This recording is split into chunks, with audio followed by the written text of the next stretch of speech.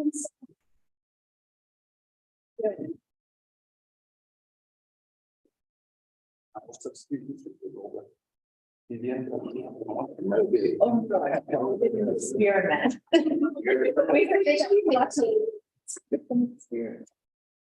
And the people on Zoom kind of, you know, What's gonna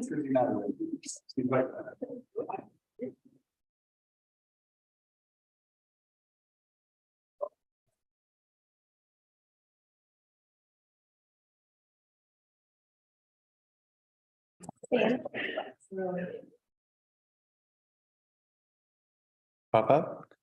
There we go. All right, can you guys hear us? Fantastic. Everyone ready? Perfect. All right, welcome to the work session with the Silverton Board of Trustees. We followed by a regular meeting, a normal and kickoff process will happen in between this meeting and the next one. But for the purpose of the work session, why don't we just do a quick roll call? Sure thing. Trustee Davis will not be joining us tonight. Trustee Franker. Here. Trustee Harper. Here. Trustee Bierman. Here. Trustee George. Here. Mayor Pro Tem Barney. Here. Mayor Furman. Here. We have 6 trustees in attendance. Great, thank you very much. Awesome. Well, I'll kick it right over to you, TJ. Thanks so much for joining us. perfect. Well, excellent. Good evening, everyone. I'm really happy and excited to be here. You all know, well, I guess I'll just start by jumping in. It's a really long presentation. It's going to be high level. We can take deep dives if we need to. Just know we'll get into the objectives. I'm going to try and go pretty quick because there's a lot to cover in a short amount of time. And, we all know that there's other stuff to do. So with that, here we are to talk about planning and land development, navigating the land development codes and policies for the town of Silverton. So we'll start with some brief introductions, go into the objectives of what we're trying to accomplish here this evening. And then planning 101, comprehensive plans, land use regulations and development review processes. I threw all those in there. I do not want to, well, I'll just go back to, let me start by saying, I do not want to offend anyone. What we're trying to do with this presentation is create a baseline of knowledge that gives you all the tools to be able to have consistent dialogue, conversation, know what you're talking about amongst each other, back to the code and kind of standards. So some of it might be elementary, some of it might be too much, but we're going to create that baseline. The other thing before I jump in is this presentation is actually designed so that you can print it out and kind of keep it with you and use it almost as a reference. So please do so. So with that, I know you pretty much already know our firm, Community Planning Strategies, but we are a land use firm, community development team driven to understand your unique needs and help you meet your needs, right? So that's what we're here for and drives us. Therefore, training, capacity building is core to what we do. The 3 of us that are here this evening, 2 of them are going to be online. Katie, you know very well. And then Brad Potter is on there too. He's been helping with some of the other projects that we've been working on. And I'm not exactly sure what you all know or don't know that we're doing. So we'll kind of talk through some of those as well. So by all means, Katie, Brad, if you feel the need to jump in, please do. Gloria, as I mentioned, feel free to interrupt. The goal of this is to give you all the best opportunity to understand as possible. So please, if there's something that's not making sense or we need some clarity, stop me, okay? The objectives. First, the objective of land planning and why it's important. Probably don't need to explain that too much, but let's start at the basics. The elements of a comprehensive plan, what zoning is, and what it means for development. Explain why each element is important and how they build on each other. And we'll get into that. I have some cool little graphics that I think explain that pretty well. And then what we're going to do is talk through your process, your code. And you'll see throughout we're putting references to your code in there. Let's see here. So I want to be very cautious in this statement too, that your code isn't necessarily set up in the most efficient manner. So you'll see through there, those references kind of jump around. So I've tried to set up the presentation in this document in a standard typical fashion, and then pull your code in where applicable. Okay, so it might feel a little jumpy, but that's why we were doing that, okay? So any questions on, oh, sorry, one last thing. That create that base knowledge of understanding and development framework generally and in Silverton. So before we dive in, any questions, concerns? We're all in the right room. We all know what we're. Anything from anyone online? And Jim, I'll try to every once in a while call you out by name to put you on the spot. No, just to make sure that I'm making sure that we're paying attention to your needs as well. Okay. Oh, and actually, is there a way to? Well, I probably should have done that. How to move the video off. Yeah, just maybe move. Yeah, sorry. Oh, that's fine if it's down there. That's good. You'll get at least most everything. So what is planning? Planning is a lot of things. Planning is a ton of different things, but I've kind of synthesized it down to planning is a process through which alternatives are identified, evaluated, and actions are taken, right? So that is what planning is and how I look at it and from a land use planning perspective.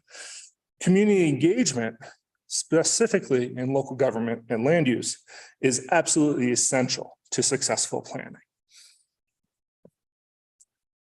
There are two types of land use planning. There's long-range planning and current planning. And so these are big buckets. I'm also going to be probably using some jargon, maybe some terms you're not familiar with, but I think as we use them more, they'll start getting in the everyday vocabulary and understanding and what those mean in context. So I'm not trying to do it to, prove a point or anything, but these are the general terms that are used. So long-range planning, it's visionary, it's a guiding document, it's the blueprint. It says, where do you want to be when you grow up? Aspirational, it's not constrained.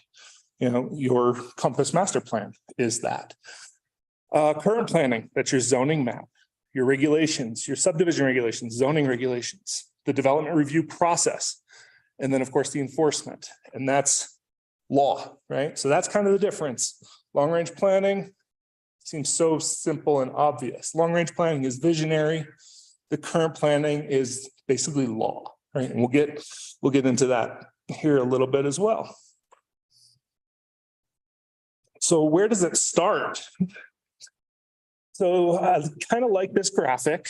I do apologize. It took us a little bit longer to get the PowerPoint presentation pulled together. We got it to you this afternoon. So I was hoping to get it to you earlier, but this graphic you'll see throughout. We're going to refer to it throughout to kind of make sure we all understand where we're at. The other caveat I'll throw out there with this is it's in a line. Planning, land use planning is not a linear process. It's going to bounce around.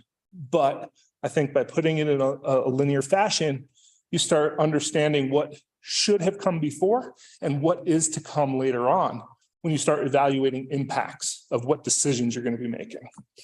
Okay, so on the right side in the blue, we have standards regulations. On the right side, we have review and enforcement of those standards and regulations. So you have the documents and then you have the implementation of those documents. Any questions on this? And we're going to go through this whole process here in depth. So first, comp plan. Everybody, you were all here for the master plan, right? So we won't go into it too much, but again, it's a vision. You have community goals, objectives, policies, strategies, actions, growth management. Different land use decisions are supposed to be coming out of that. I think these bottom two are almost the most important elements of comprehensive planning and long-range planning to set you up for grants, as well as build confidence and trust. Another component you'll hear me say throughout probably is give you all the ability to say no. And I don't mean that to say, oh, you should say no to everything. I myself personally are pro growth. Obviously, I wouldn't be in planning if I weren't, but you have to have the ability to say no to the wrong things in the wrong location. And these are the documents, the standards, that'll give you that ability.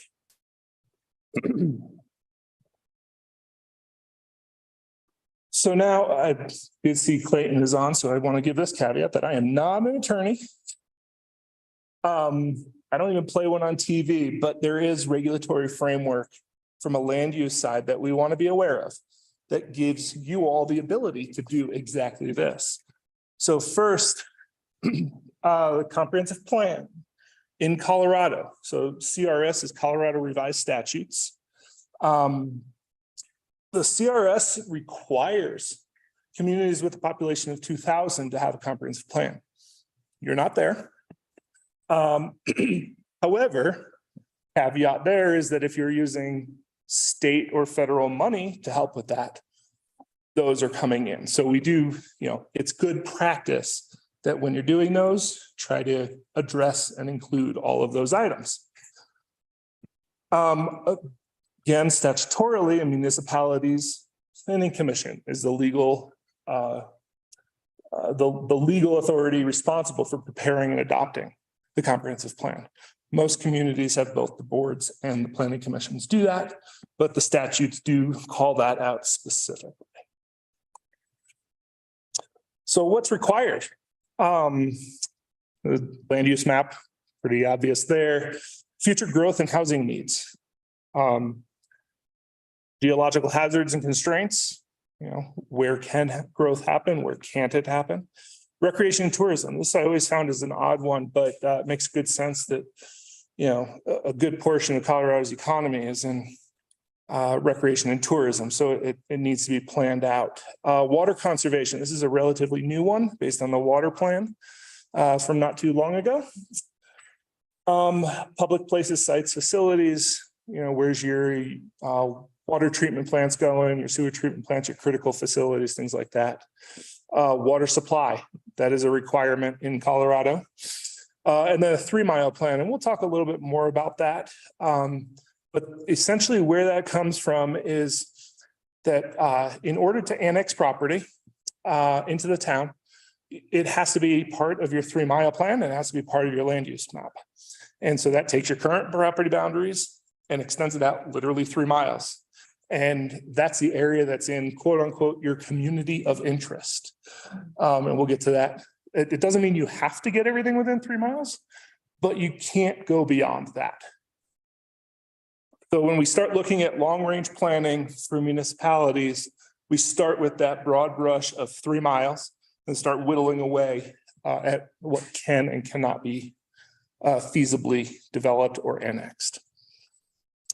And then the location, character, extent of the public infrastructure, where your roads going, where your utilities going. And that kind of gets to some of the projects that our team is partnering with others on as well.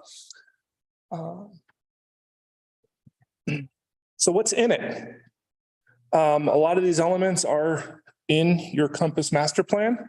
Some of them are not, but typically parks, open space, transportation components, land use, housing, growth management, demographics, future population trends, 3-mile plan, water conservation. So there's it could be anything really. Those are some of the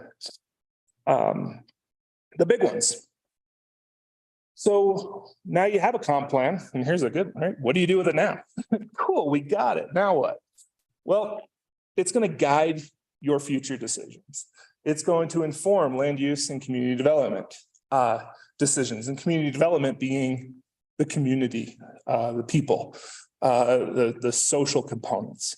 Those all have to do with land use decisions as well, right? People, places, and their community. Capital improvement planning. Where's your growth going to occur? So the higher densities need higher water lines, larger water lines, make sure that we have infrastructure to serve them. And then it aligns with your annual budget process. Hopefully it's a document that has a strategy tied to it that you can use on an annual basis to look at your near-term goals financially. And then, of course, additional grant funding opportunities.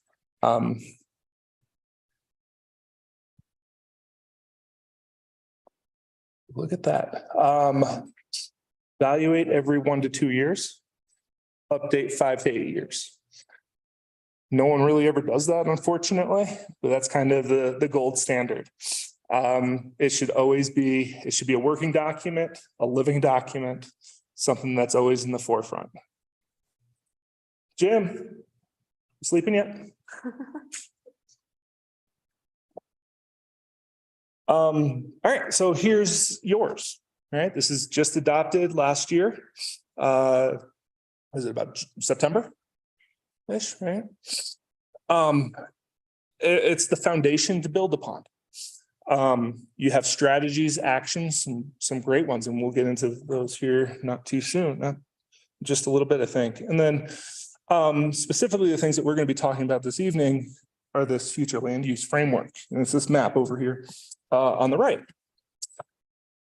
And how that perpetuates itself through the planning process. So this is straight out of there, strategies and actions. Talking about, infrastructure is one of the sections, strengthen our local economy, responsible land use, housing, environmental considerations, and building community trust. And as I was going through this, I was going to highlight some of the things that we're working on. And then I realized that all of them, literally everything that CPS is working on right now with you all and your staff is addressing every single one of these. I commend you all for that. You have a plan that is implementable, and we're moving forward with a lot of things. So we're addressing infrastructure through a build-out analysis. We're working on strengthening the local economy through the development assessment, the readiness assessment, looking at some strategies there. Responsible land use. We've been talking about a lot of those too through the current planning process. Housing, just heard, hopefully here soon. Unfortunately, I didn't make this round, I think, but hopefully next round we'll be moving forward with some housing opportunities. Environmental and natural assets. One of the reasons I'm here this evening is wetlands. And slope hazards, other natural hazards like that, avalanche terrain, and then building community trust. And frankly, it all comes down to that. Do what you say what you do. So I really think this is an important slide to realize that we are not just doing this willy-nilly. There's a real focus and a purpose for what you all are doing. So I definitely commend you all for that. Oh, yeah. See, and this is why I wanted you to print this, because I could have used that to really put it at home, but current projects and activities are touching on all of these. So now we move into, where I start geeking out, the regulations. Is what usually puts other people to sleep. So the legal framework.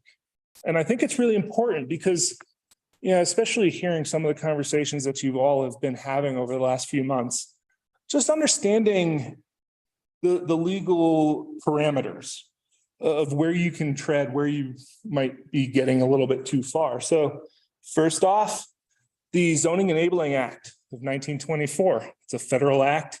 That's what said, hey, you know what? Zoning, separation of uses. If you think about it, this all came from New York City back then when they're like, oh, shoot, smog. Separating industrial uses from where people live, sewer system, sanitation, right? All that stuff. All started in the 1920s, and that's where it came down from. Then Colorado created the Local Government Land Use Control Enabling Act.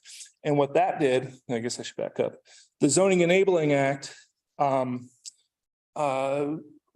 delegated that power, that police power to regulate uses to states. Colorado then went through and did this, the Land Use Control Enabling Act, and delegated that authority to local governments. So that is what gives you all the authority to look at land uses. And any land use that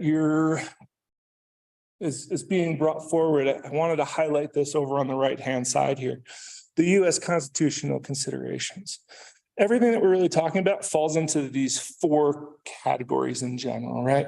Freedom of speech, freedom of assembly, due process, and takings. Okay, I'm not going to get into a legal discussion here, but those are, when we start talking about land use considerations, your zoning codes and things like that, those are the four that we always kind of keep in, try to keep in check. Now, these two, I do want to just stop, well, not stop, but take a minute and hit these home because this is really important. Quasi-judicial actions, raise a hand. You guys hear these terms before? Familiar with them? Ex parte communication. So in essence, what these are saying that when you are taking a rule, regulation, law and applying it to a particular case, situation, land, you're acting as a judge and jury. And I always use this example that you don't want to walk into the courtroom to defend yourself and all of a sudden you see the prosecutor and the judge walking in, you know, the same big gulps or something. They just came from lunch and they're all laughing, right? That you don't feel like you had your fair share at that hearing. When an application is brought to you, applying a land use regulation to a specific property, a specific application, you owe its due process. You can only take into account what you're hearing at that hearing. And it's a quasi-judicial action, which means that you're sitting as the final decision maker. So think of yourselves as judges. Ex parte communication is in those types of situations. You cannot have discussions with anyone about that application outside of the hearing. So when in doubt, if you have a hearing, don't talk about it. Wait till you're here at the meeting on the record, and that's when all the testimony is there. Okay? Jim? Good? I'm very good. Okay, perfect. Gloria, did you want to add anything on these? No, I'm hoping that everyone's been trained on the quasi judicial and ex parte communications. Yeah, you can never hit it home too much. Yeah, no, but thank you so. for emphasizing it. Yep. So now, what can you regulate? And frankly, there's quite a bit. Essentially, if you can prove or show that there's a public interest, you can put a regulation to it. This section 2920-104 of the CRS is quite extensive. It might be good to take a look at that and see, but here's a non-extensive list of everything that you can regulate, everything from what you might expect, right? Utilities, infrastructure, to architectural design, right? Character, all of those, you certainly can put in your rules, your regulations, your codes. Now we're going to get into the nitty-gritty details. So we're also kind of wading into the area of somewhat TJ's philosophy in this. I've been doing this for a pretty long time, worked with a whole lot of codes, and I have basically synthesized codes down into these three areas. And I think it's just a lot simpler to think about, especially as you're reviewing your code or looking to try to understand how to apply it. You have your administration, you have your procedures, and you have your standards. Okay. The function of the administrative side is the legal authority, interpretation, administration, and enforcement. Right. It's all kind of the legalese components that kind of have to be there, but give, tie all the stuff we were just talking about, all that legal authority to how it is, what you're all trying to accomplish with those rules and regulations. And it includes things like the general administration, non-conforming uses and structures, and enforcement. And that's non-conforming uses and structures are an odd. You'll see they kind of show themselves throughout, but there is an administrative side of that. Procedural. It includes the procedures of the various review processes. It ties to standards. You know, when we're looking at application A, what has to be submitted for us to be able to review that? What is the process to review that? What are the criteria that we have to apply to that application in order to make to approve an application? And so here we have application requirement, procedures, submittal requirements, and again, the non-conforming uses and structures. Yeah, there they are again. Shoot, those things. That's kind of weird. Non-conforming uses and structures, just like in this presentation, they just always show up when you don't want them. Standards. This is where the meat of the code is. You know, this is where you can get really specific. You can start talking about exactly what you want your community to look like. Everything from design guidelines to setbacks from wetlands to identification of hazards and limitations on growth and development. And as simple as zoning, right? Zoning regulation standards.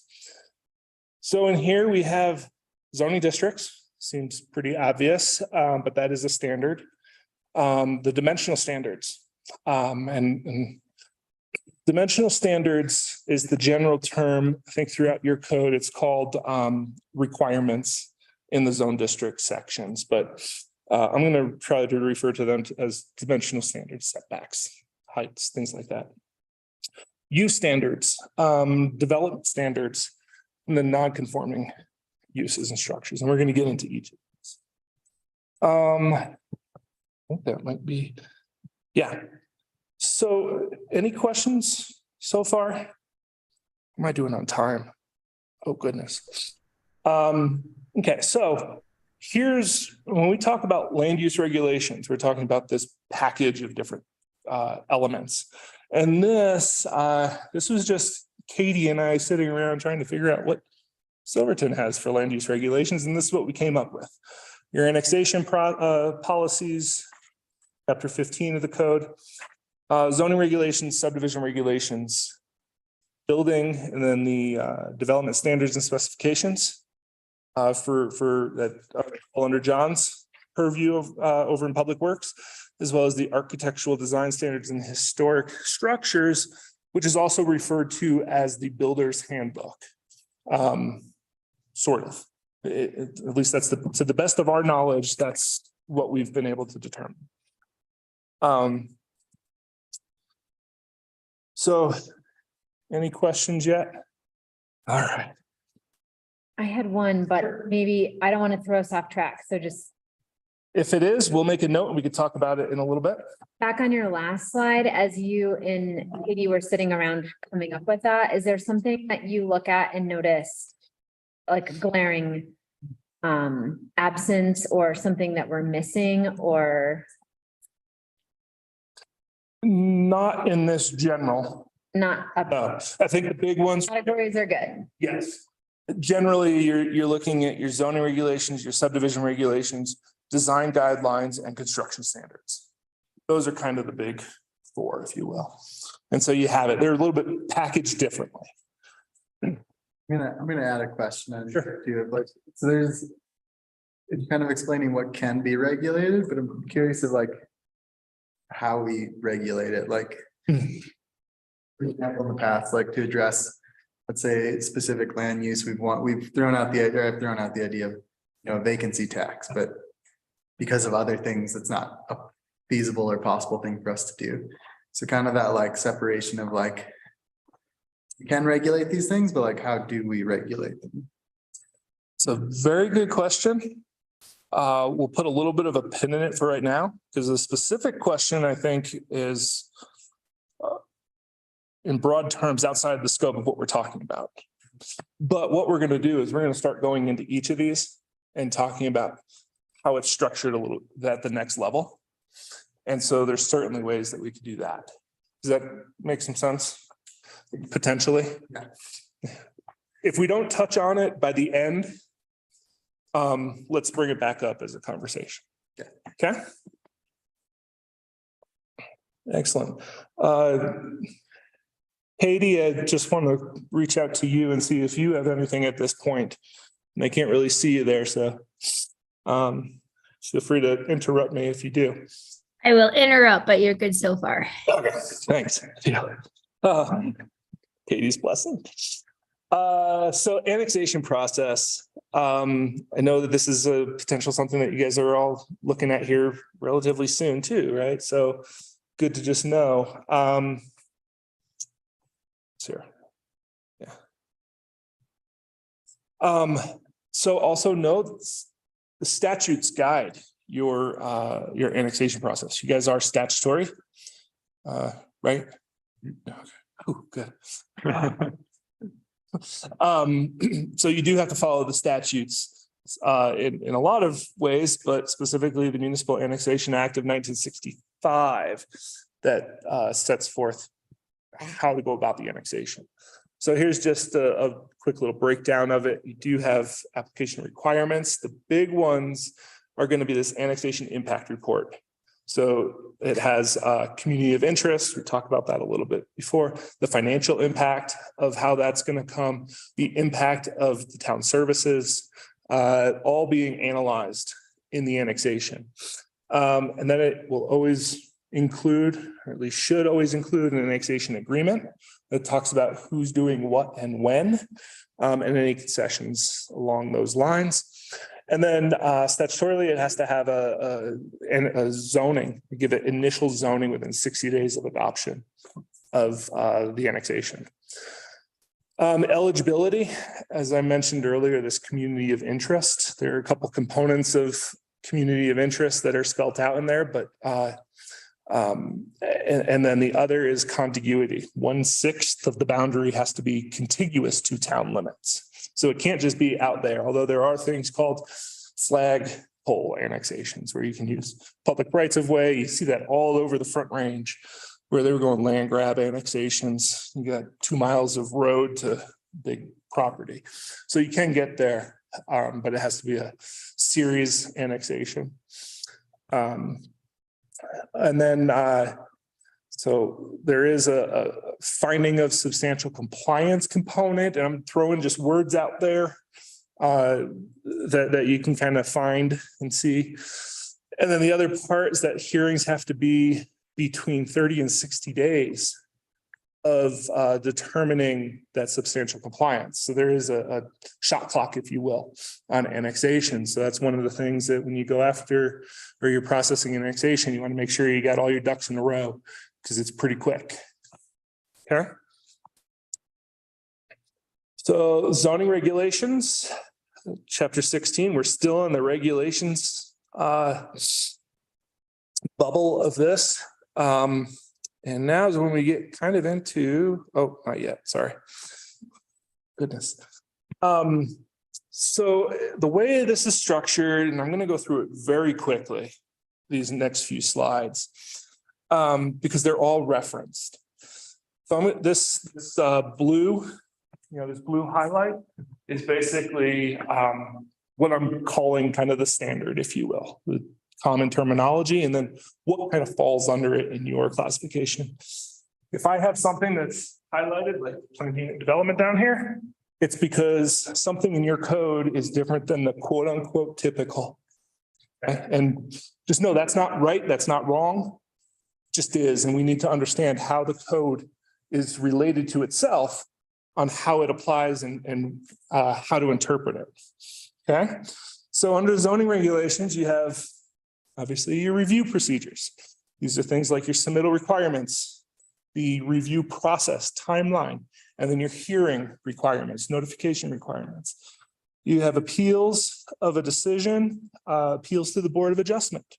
Those two, we'll get into this in a little bit later, Well, down here in the second to bottom bullet, you have variances as well, and variances are one of those that show up in your code quite a bit. I like to make a very clear distinction that variances are dimensional standards, setback, height, lot coverage. If it has a number, it can be varied. If it doesn't have a number, so if it's a standard, you need to have off-street park, that's not a good example.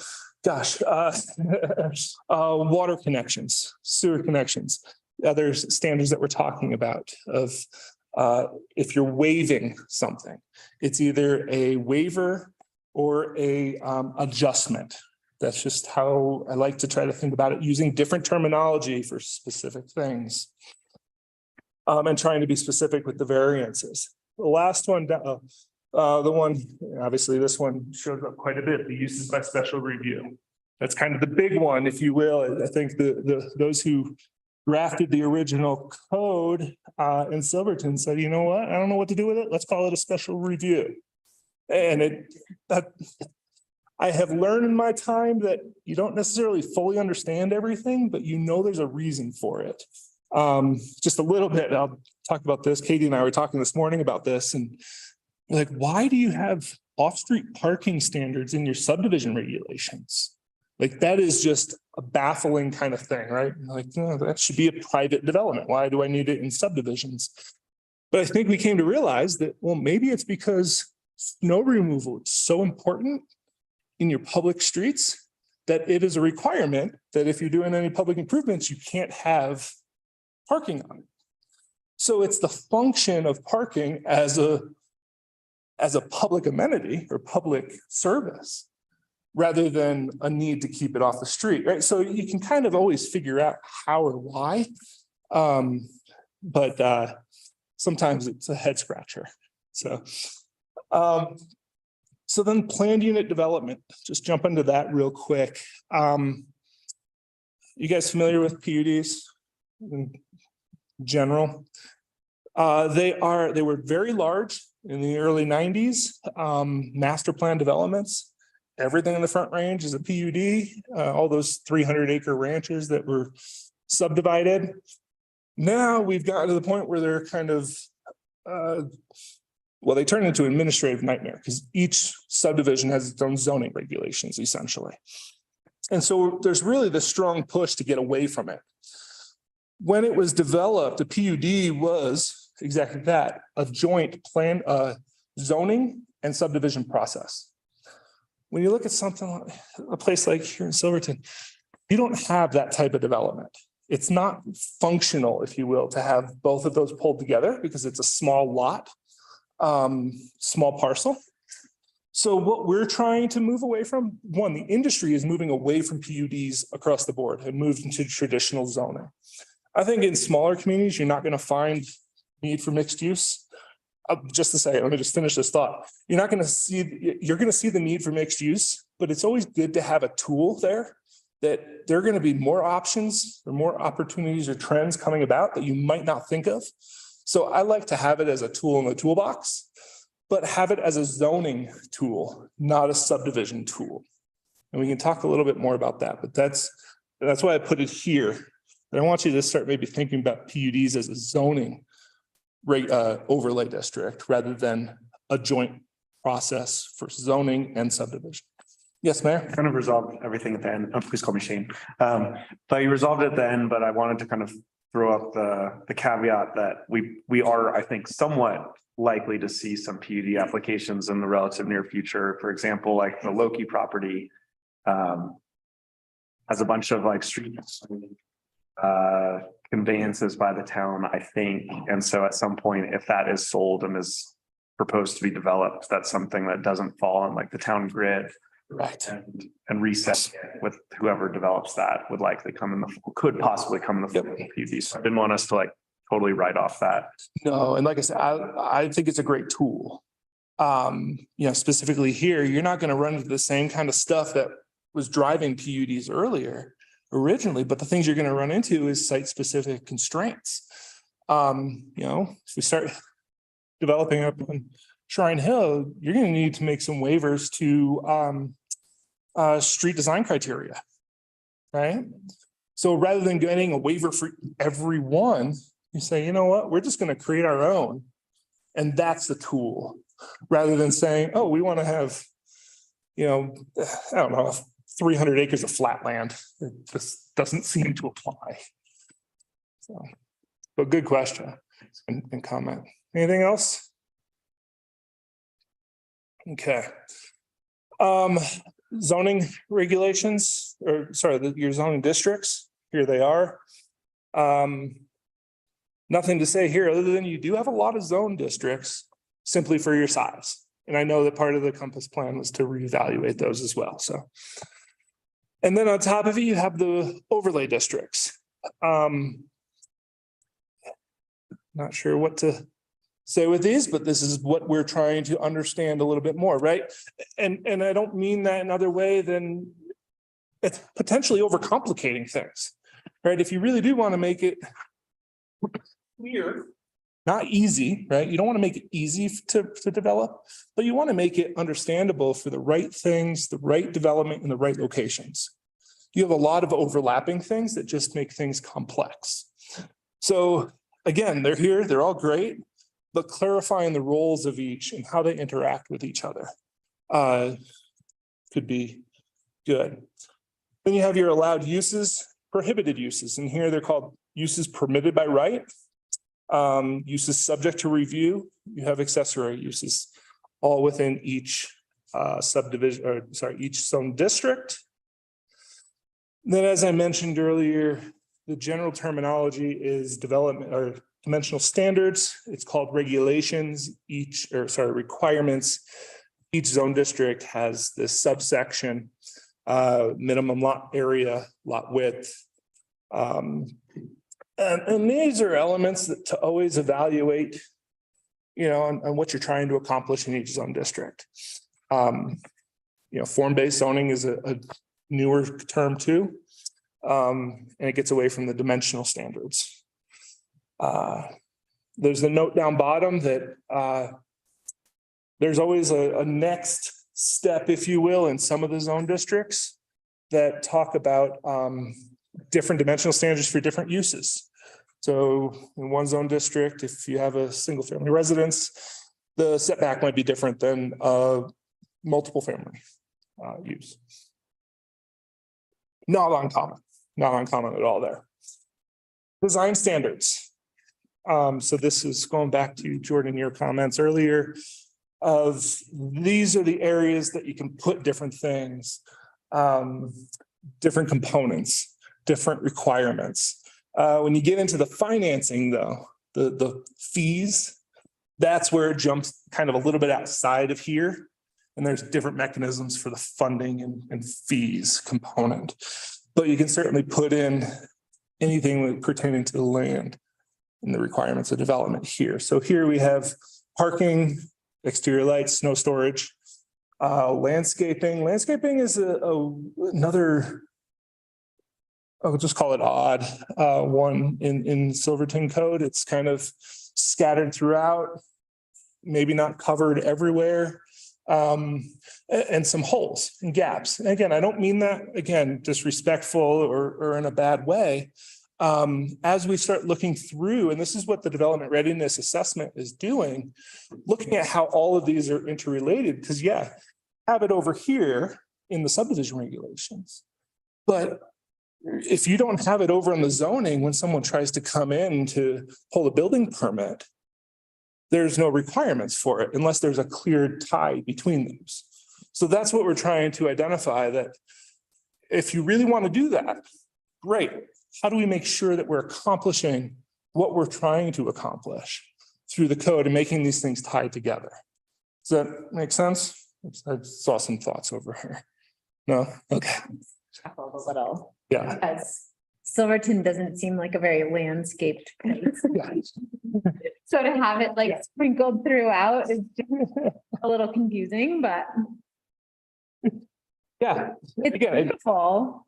It just doesn't seem landscaped. correct. Well, and I mean, Wild landscaping. yeah. Environmentally sensitive areas, it's another one. They're kind of scattered throughout. I know we've talked a lot about environmentally sensitive areas recently.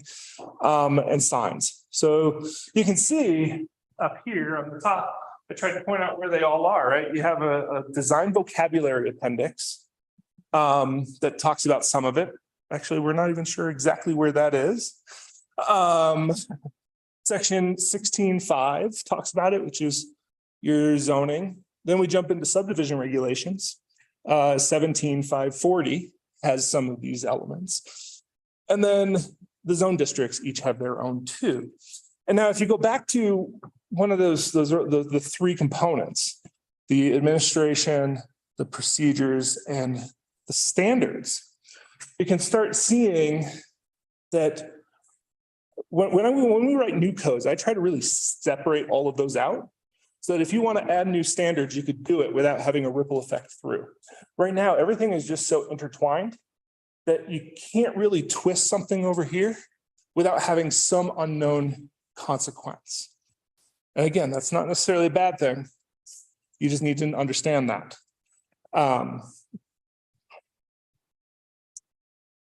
Use regulations. So now we talked about design standards. That's the physical construction on the property. And now we're talking about use standards. So this is what can you do? And when you do this, when you want to do this particular use, these standards apply. A good example, accessory dwelling units. If you want to have an accessory dwelling unit, you need to meet these performance standards. So these are the sections that talk about that. Again, mobile homes, campers, marijuana regulations, we typically see in this section that are not in this supplemental section of 16.8. So any questions on the zoning? Subdivision. We're really not moving along very quickly on that bottom graphic there, are we? So subdivision regulations first, 17.1 are your general provisions. Talks about applicability, definitions, and interpretations. One thing I didn't mention earlier is definitions. This is TJ's philosophy on zoning codes, that your code is only as good as your definition section. And I like to have those all in one spot so that everything references the same thing, same terms, right? Different chapters don't have different terms or the same term with different definitions. It just gets really confusing. So I like to always look at the definition section. So let's just put it all together and standardize it, make it simple. And you have different definition sections in your different components of your land use regulations, if you will. I wanted to just pull this out as far as the definition of subdivision. I know we've talked about it a little bit before. The first, number one there is pretty standard. The second kind of gets a little bit like head scratching, if you will. And it starts talking about the design, the infrastructure needed or applying to the division of land. So this is where I know, again, an area that definitely lives in the gray and allows for some interpretation, which flexibility is good to a certain extent. So then we get into the procedures. And your subdivision regulations have your separate processes, separate procedures.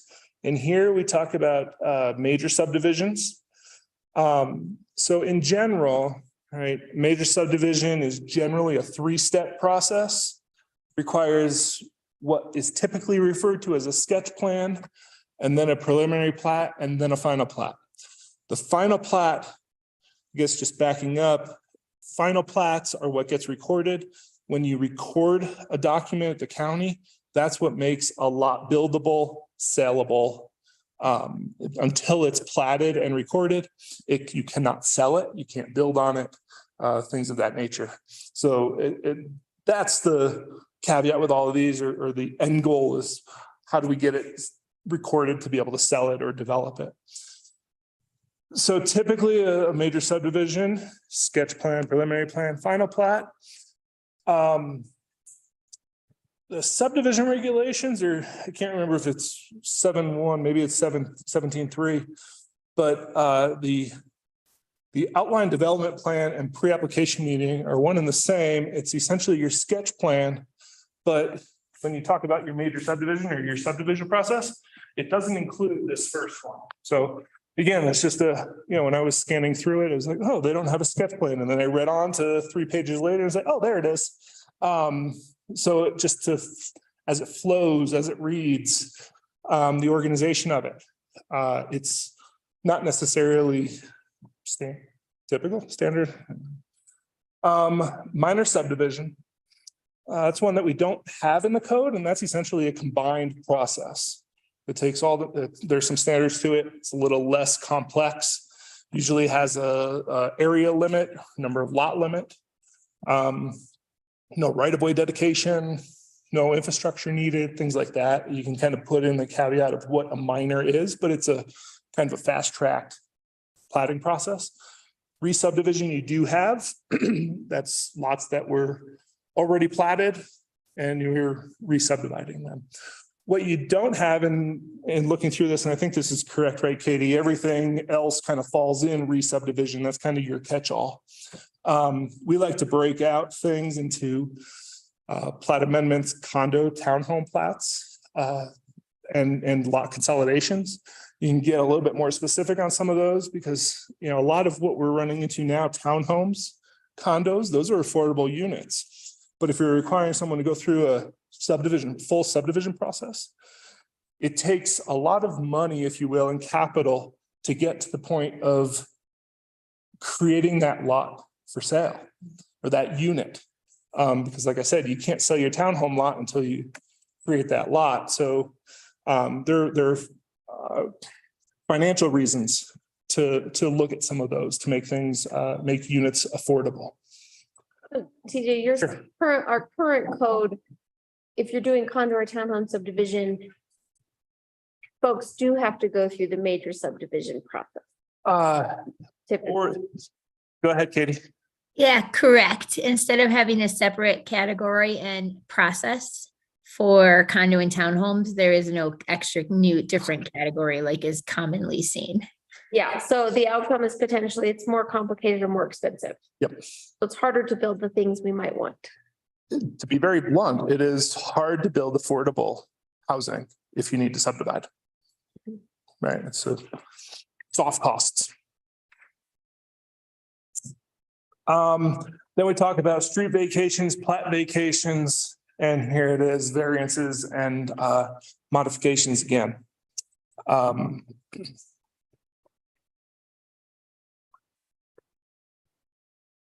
Design standards. So now we're talking about design standards from a subdivision standpoint, not site design. Site consideration. This is actually a profound, somewhat of a significant section of the code that I was kind of pleased to see. Your site consideration section is pretty good. It's a little bit vague maybe, but it covers a lot. So that's and then specifically the natural features considerations. We found a provision today that makes you scratch your head and say, maybe we should, the code could actually say no to anything, really, like, okay.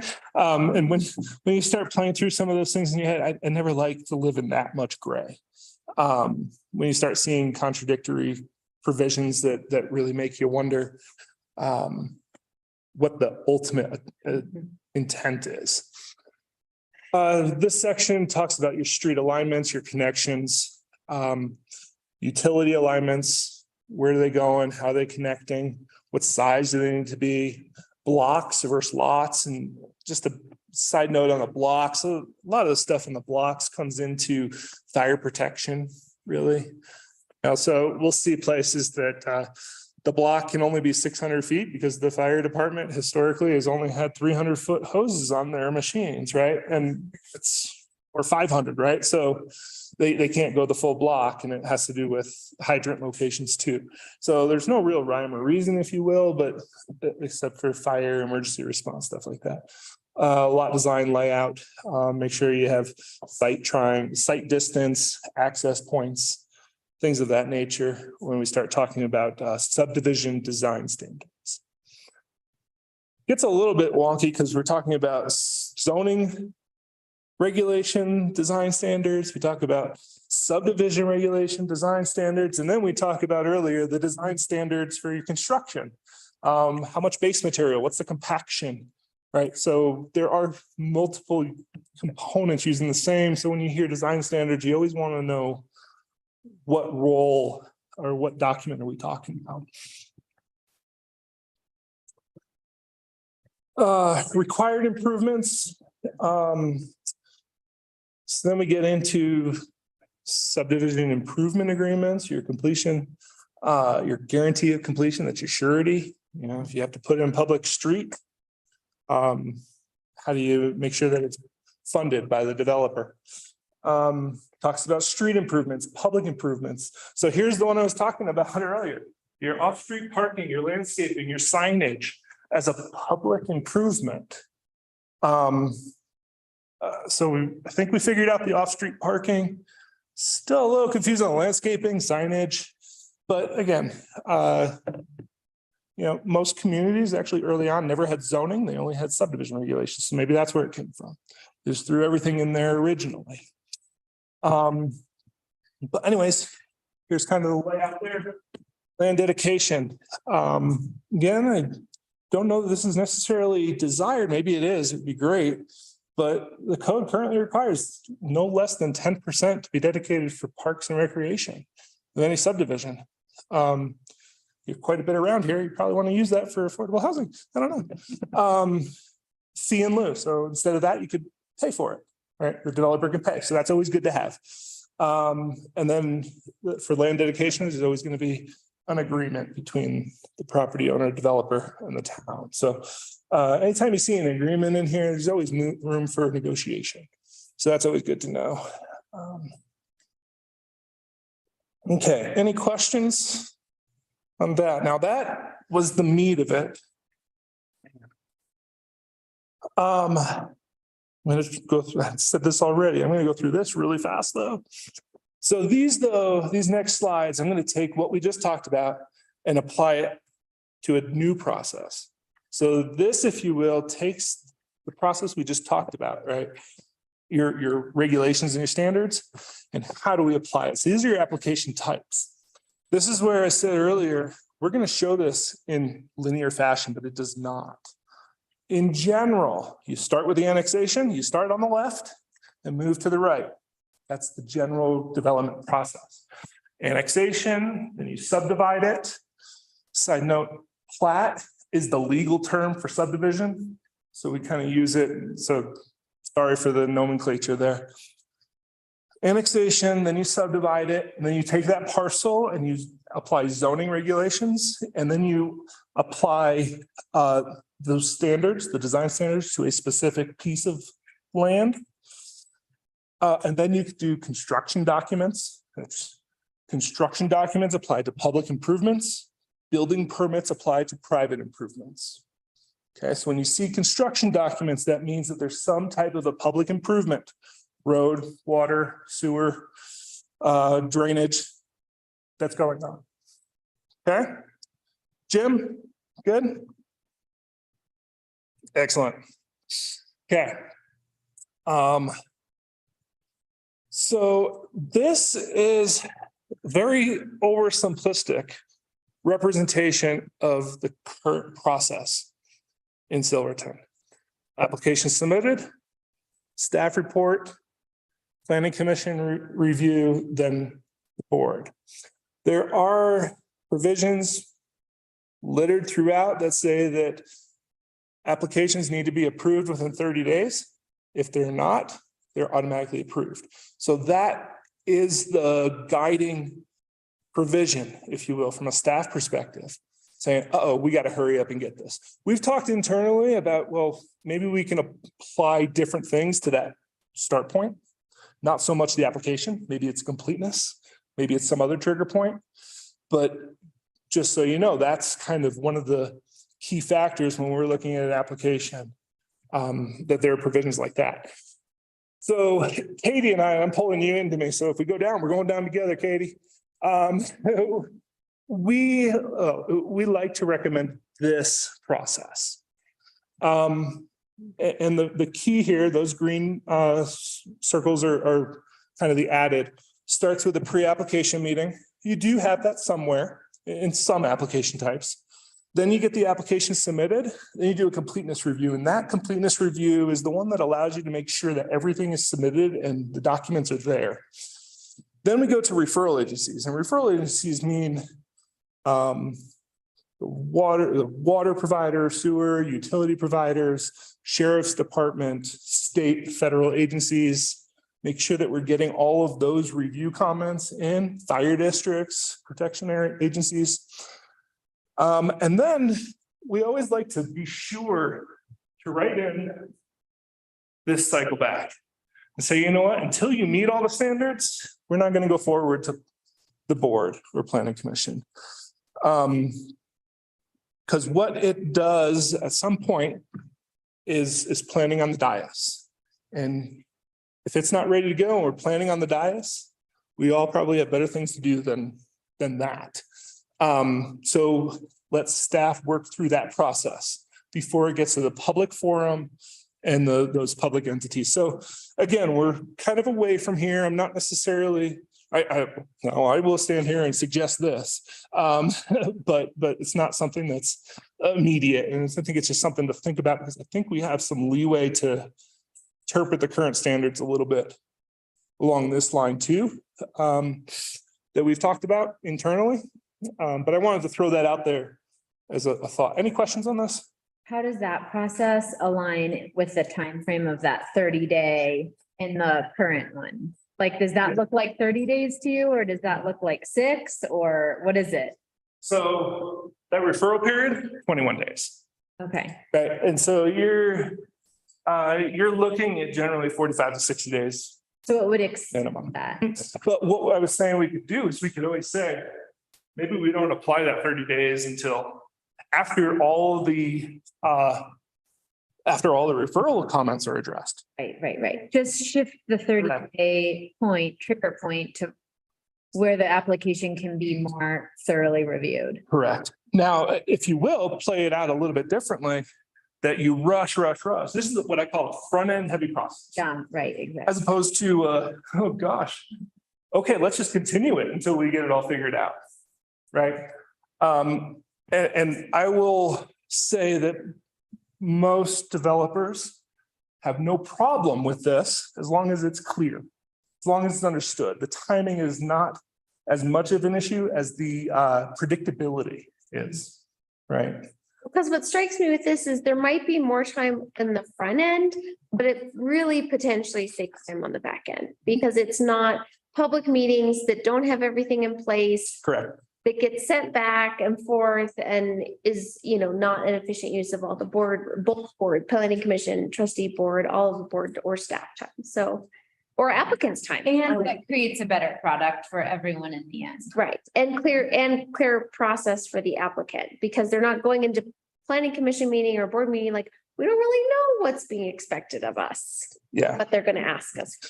Yeah. I mean, there have been times where we're writing a staff report after having it for 5 days just because of timing. Yeah. We're not even able to review it on our end. Yeah. Um, And that does a disservice to both the boards and the Right. applicants. The applicant doesn't benefit from that either. Yeah. Yep. I mean, that's the goal, right? I'll touch on this later too, but I'll go ahead and plant the seed now that when your regulations, your codes are clear, understandable, if you're meeting it, it should just be a smooth sail through. What the conversation should be on are the things that are a little bit off, right? And maybe they're not for the wrong reasons. There are probably a lot of good reasons for alternatives or waivers, different opportunities. But let's focus those conversations on, the time on those conversations rather than on, I don't know if you're in an overlay or not, right? Like, okay. So these next slides are all in here, and I would I'm a little biased because I put together and other communities that have put these in presentations for have really used it.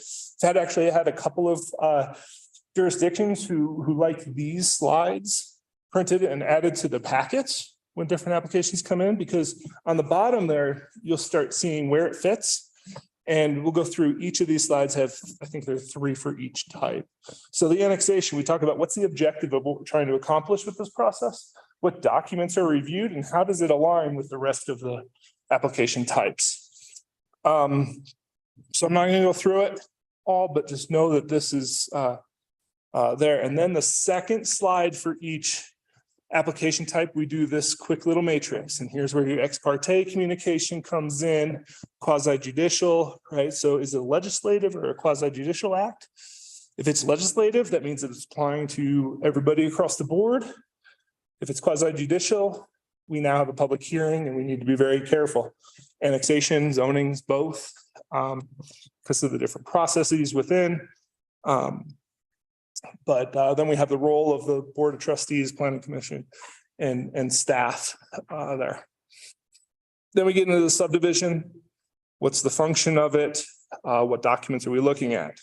And again, this says, so that if a plat comes in and you have questions about, landscaping, we don't need to worry about it right now because I know that the site design is coming later on, right? So we can focus the conversation on the important parts at the moment. So this is also just a reiteration of stuff we talked about earlier. And then the chart. Rezoning. There's subdivision, or sorry, your districts, what zone districts you have. And the PUD again, I'll reiterate. I think we should all start thinking about PUDs as a zoning overlay. Rather than a combined process. Rezoning, there's that. Site, this one. So the town does not currently have a site plan process, site design review process. What that means, technically you do, it comes through the building permit.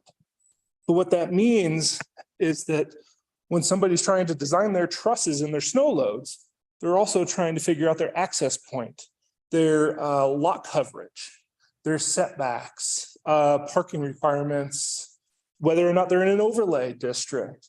And so again, I'm always a fan of applying the correct standards and regulations at the right time. And at this point, from a development standpoint, you're investing a lot of money on the building, but you haven't gotten the site approved. So now you're looking at, window sizes, and you don't know if your site will actually function, right? Now, in theory, it's up to the property owner and the developer to do that. But still, I don't know that that's necessarily doing everybody a service. Something to think about. This is one of those iterative processes that might be useful and this occurs for things, everything other than single family and duplex uses. Essentially, so multifamily, mixed use, commercial buildings. And it'd be feasible to add that process to our current code or processes. I'll say yes. My hesitation and my reaction there is simply because everything is so intertwined. Repercussions might be, but yes, we could easily put a requirement in there to go through a site plan process.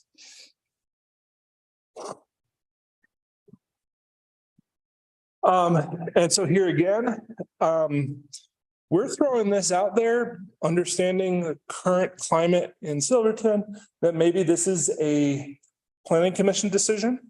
But what I mentioned earlier, we strive to get all the communities that we work in to have codes that are understandable, clear, and don't require a whole lot of interpretation. And if you meet the standards, then it's an administrative process, right? That's the ultimate goal. We don't necessarily need to be reviewing everything at the board level, everything at planning commission level, if it clearly meets the goals and the standards. So then we get into acceptance and occupancy. And this is where it covers both the construction documents and the building permits. Acceptance applies to construction documents, that's public improvements. Occupancy applies to building permits, so buildings and structures. So first, construction documents. Again, these are things that should fall generally squarely on public works, making sure they're meeting the design standards, working with the specifications of the town. And then these are also elements that upon a warranty period will be owned and accepted. That's where the acceptance comes in, accepted by the town for the long-term maintenance and ownership. Again, this should be an administrative decision if it meets all the standards, but if there are some waivers or deviations needed, then maybe those come through a more public process. Then the building permits, I think we're all familiar with that. That's the actual structure. Is it the 18 that you guys have? I can't remember. Chapter 18. No, sorry, IBC, International Building Code, 2018. Or did you just adopt the 2021? I think we're still on 18. No, we just adopted the 2018. 2018, gotcha. Yeah, that's the International Building Code that applies. This is just the chapter that applies to that, talks about, you know, what the construction of buildings. And then again, it's an administrative process to go through. And then once you build all that out,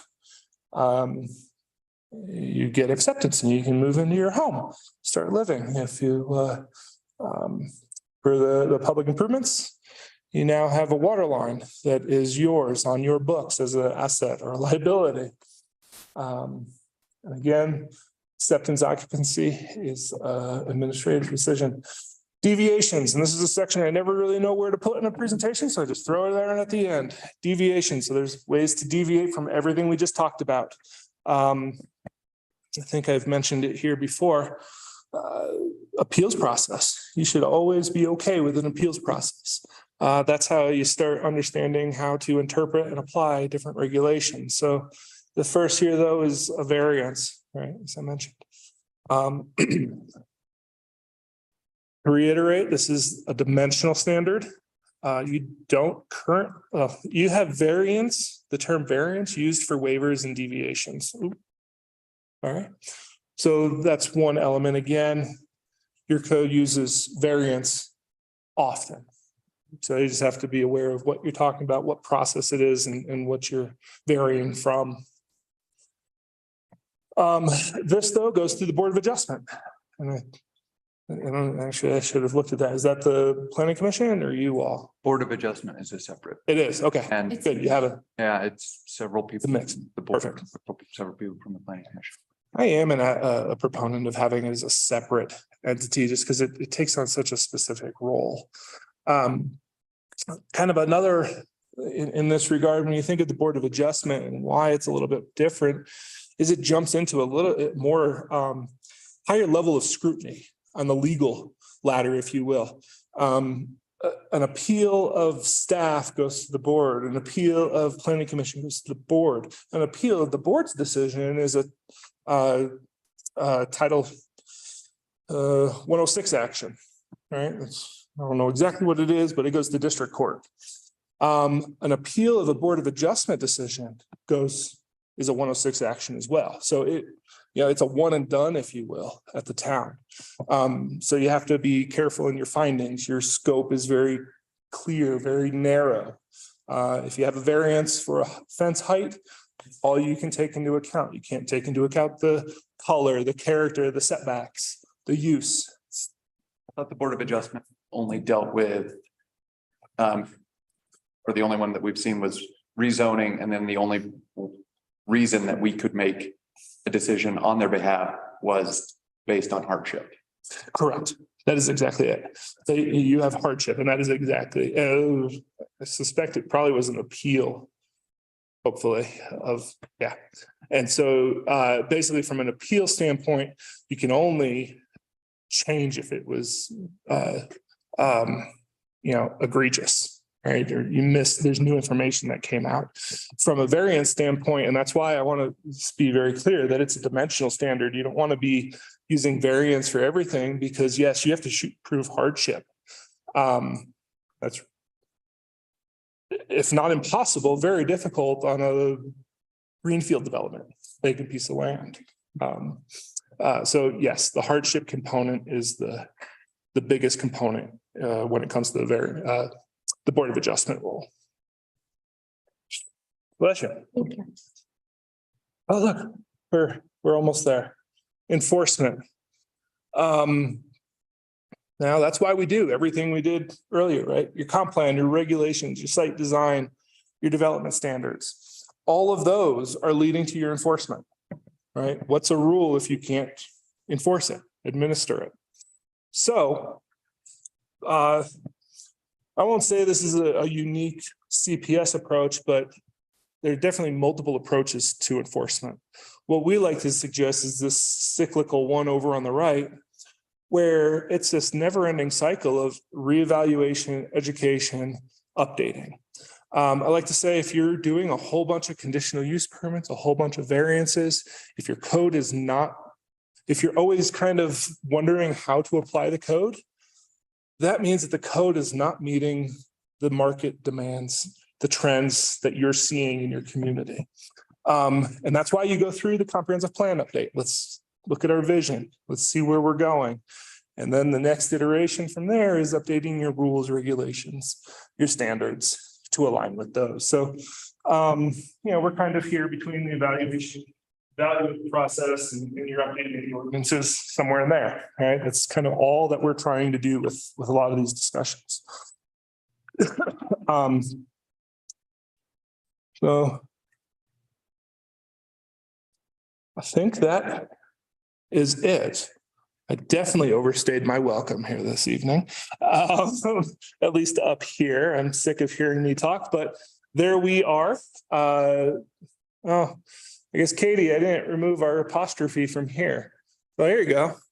Who's the English major here that knows whether or not contracted town planners should have an apostrophe or not? It shouldn't, right?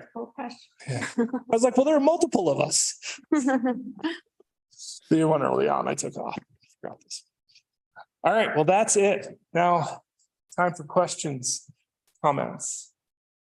So this was a ton of information, super helpful. Clarified a bunch of stuff, but also potentially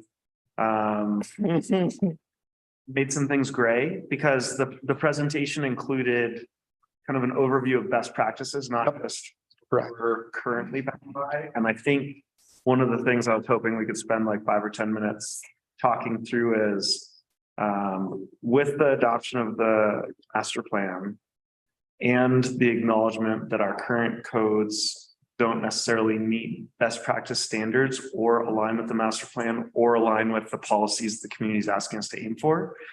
How do we navigate things from now until we catch up with our code?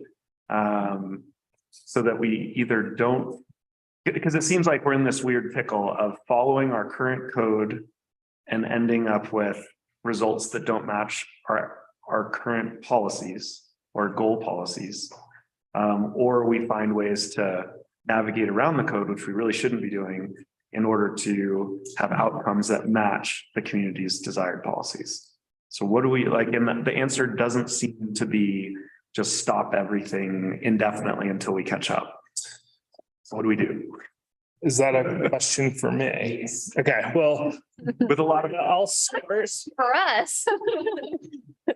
It's a question we've been tackling, but it's not. how do you Yeah, yeah. recommend best? Because it seems like it's probably not super unique.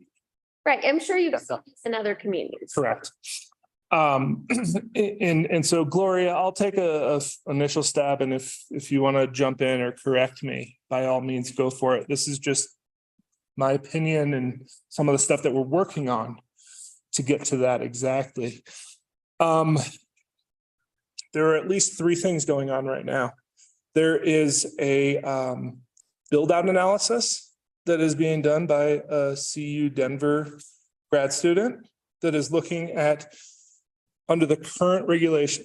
Let me back up and say, I don't feel like I have enough data or information to say yes or no right now. Right. So where I'm coming at it is let's do some analysis and let the process dictate our next options. So what are we doing now to move in that direction? A build out analysis of what does that look like? Okay, is it creating 500 new homes? Is it creating 5 new homes? Somewhere in between, but where is most of that happening? And then what's the capacity in the utilities? What's your water supply, your sewer capacity to handle that growth, right? So that's a very high level analysis. Then what we're doing, Katie, is she's almost done with it, I think, and it's in my court to review, but development readiness assessment. What we're doing, this might have looked like I analyzed everything. I did not. I tried to just say, okay, here's how your code is structured right now. Let's try to put it into a little bit cleaner of an organization and structure. What we're going to do is look at all of these things in that and see how they do or do not connect. Right. So now we can start identifying, and I like to think that the product that we'll be providing you is easy to understand. It says, oh, wow, that's glaring and this isn't. And then you all can make decisions based on that. The third is the Shrine Hill constraints analysis.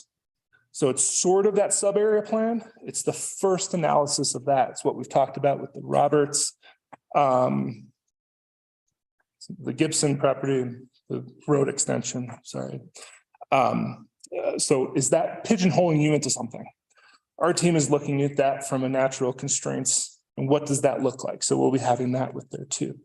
So those are at least 3. And I know we're also looking at construction documents, some process things as well. So there's those components that we're working on as staff and your consultant team to help get you the information to be able to make more informed decisions on that. Does that help? That's all. Yeah. And you guys are doing a phenomenal job, kind of really quickly working through these issues to help get us in a good spot.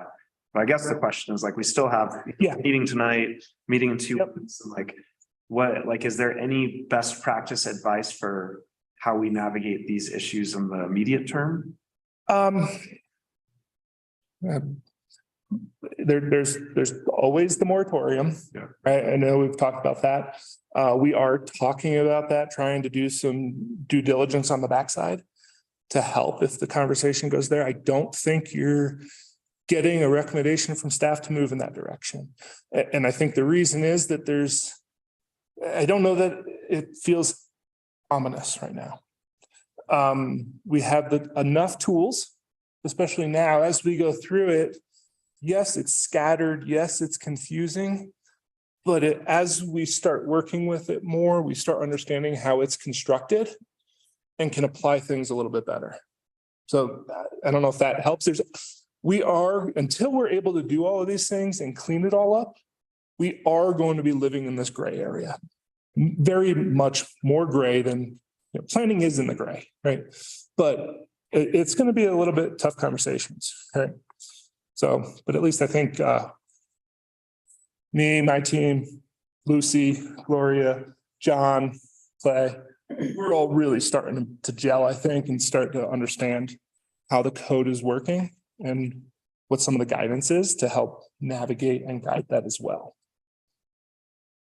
Great, thank you. So, not the black and white answer some people. Gloria, anything to correct me on? No, I would just say that, like the timelines that you all can expect is, for the build out analysis is probably in May. For the development readiness is sometime like probably end of February, March. So there are gonna, like, we see that there's these timelines and more projects are gonna come up in that time. We're going to have to talk through them. We're going to have to analyze them and see how they fit with our master plan. It's not gonna be clean cut. The easy solution is a moratorium, but is that easy right now? We're still evaluating that. I want you guys to know that staff is meeting on this almost on a weekly basis on how we can address our codes right now and help you all kind of through this process. Nice. More. Well, it seemed like the lively moment of the presentation was talking about the suggested updates to the development review process. And so what would our timeline look like for updating that and getting you guys out of that 30-day kind of like ticking aggressive window and creating a more cohesive planned process for all of this? You know, I don't know at the moment, but it would be a very, in the broad scheme of things, a simple, ordinance. That is one component that I think Katie and I talked about a couple of times, that we do feel like that is one provision that we can probably either amend or strike through and not have profound ripple effects throughout. We've kind of looked at where those are and how it's laid out. Is that fair, Katie? You know the code a lot better than I. If we just stick to process, we feel like we could potentially add some different timelines, different reviews, put in the things like a completeness check, the referral agencies, things like that. But it would have to be pretty limited to just process, or else it would get too convoluted with the rest of the code, which is doable, but would take a lot more time and a lot more thought to put into. And we would need that direction from the town. Thank you.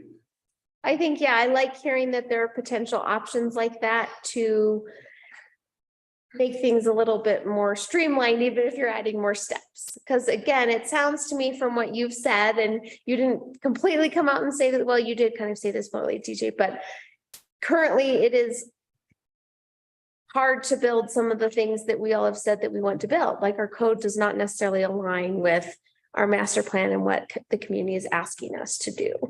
And so all the ways that we can move towards making it easy to build the things we want to see and hard to build the things we don't want to see. And if there are things we can do in the interim to make that slightly more possible before the code is rewritten, great. And if there aren't, then we just wait a little bit. A way to be clear and direct about why it is the thing we want to see or not want to see, so we aren't couching land use and development strategies in other conversations, and we can be, direct in our strategies with why we're planning the way we're planning. So people understand and we all understand, so that it's not, so that our strategy for land use and growth and development is just that, and it's not being disguised as other things. Right.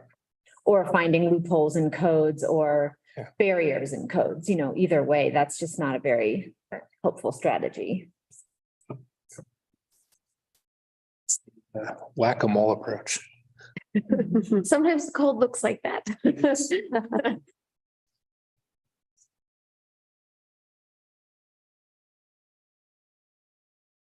Anything else?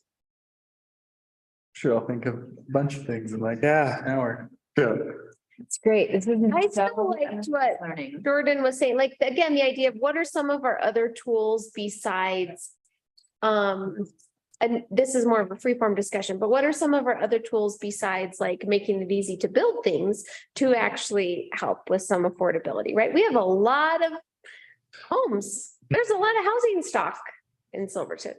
And so to Jordan's point, like, what are the levers that we have? Yeah. It's somewhat endless. When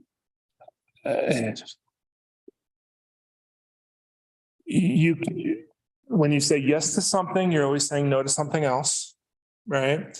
And so when you incentivize something, you're decentivizing something else, and it's good, but we always need to be aware of that. And so there are tools in there, like you got, there's a Main Street program Oh, in the process, or yes. process. Okay, so there's a great tool, right? That will start funneling some money to your downtown. There are other things and when you look at a holistic approach to things, you look at impact fees. You look at development requirements, so land dedications, things like exactions, right? I mentioned earlier takings, right? We want to stay away from takings, but exactions are okay. And so what level of impact is application A having? And how do we mitigate, how do we mitigate that? So there are things like, if you put in commercial development, there might be an affordable housing component that has to be there. Deed restrictions. So it's not just necessarily money. There are other programs such as, I'm actually not a huge fan of it, but it's definitely a tool that a lot of people use, like vacancy tax and fees. Sometimes that has the reverse effect, right? They're vacant because they can't afford to do something there. So now you're putting a fee there. So I'm kind of rambling on that. And it's, I guess what I would say is I obviously by my rambling, it's quite clear that I'm not necessarily prepared to talk intelligently on it, but there's a slew of options. I'll give maybe suggest there's a lot of information. We can always come back and dive into any one of these components or something a lot deeper and different specific options for whatever. But I think what we want to do, there's a location for it now, or at least, we started putting that structure together.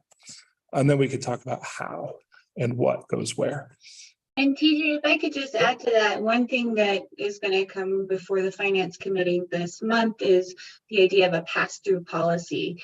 And in that, what we would do is kind of pass on our costs to the applicant, and we can incentivize what we want to see and what we don't want to see within that application through that pass-through policy, and by forgiving a certain amount of money that would typically be passed on to the applicant. That's just one example of something that we're working on. So does everyone understand that pass-through component? Yeah, because that's bringing us some contracted help that changes a lot too. Jim? I'm good. This was extremely informative. Yeah. A great tutorial, and you did a good job. Oh, thanks.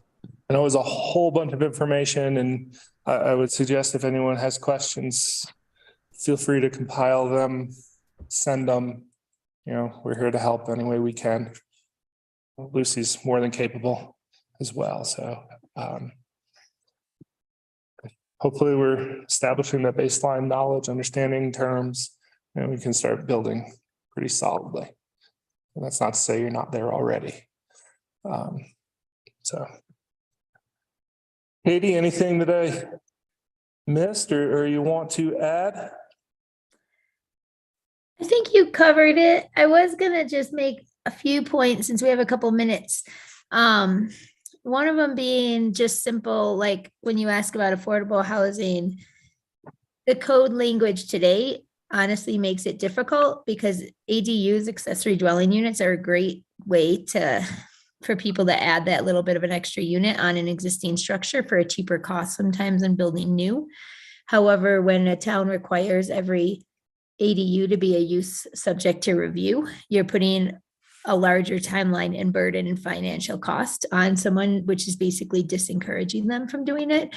And that's the kind of thing that really requires town conversations of where do you want to go and decide where you want to go. And then does your code meet that? And that's kind of what we discussed, but taking the opposite side of it, when we talked about having applications, maybe finding ways to, or maybe they don't, it's hard to interpret the code with what we're reviewing right now. Sometimes it's the other way around where, from what we've seen historically, the town wants certain things in certain uses and parts of town, and the code doesn't allow it, but they're approved anyway due to finding that the intent and it makes sense for the community. So sometimes it's finding, it really comes down to what do you want? If you've approved the same thing 5 times, even though it's not allowed by code, maybe it's time to look at that code section and just start allowing that and making code modifications.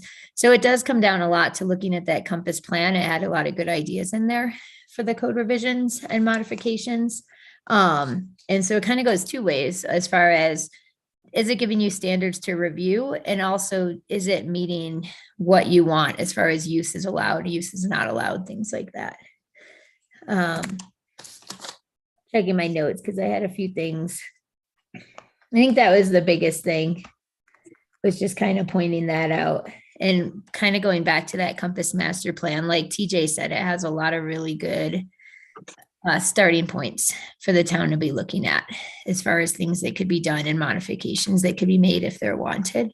And that is a great place to focus in on when you've already got that plan adopted now. So. Yeah, that's actually a really good point, Katie. Thanks. That they're financial, dollar exchanges, but it's somewhat overused, but time is money. And that is very true in the development world as you're carrying, debt. So anything you can do to streamline desired processes or desired outcomes through the process is important as well.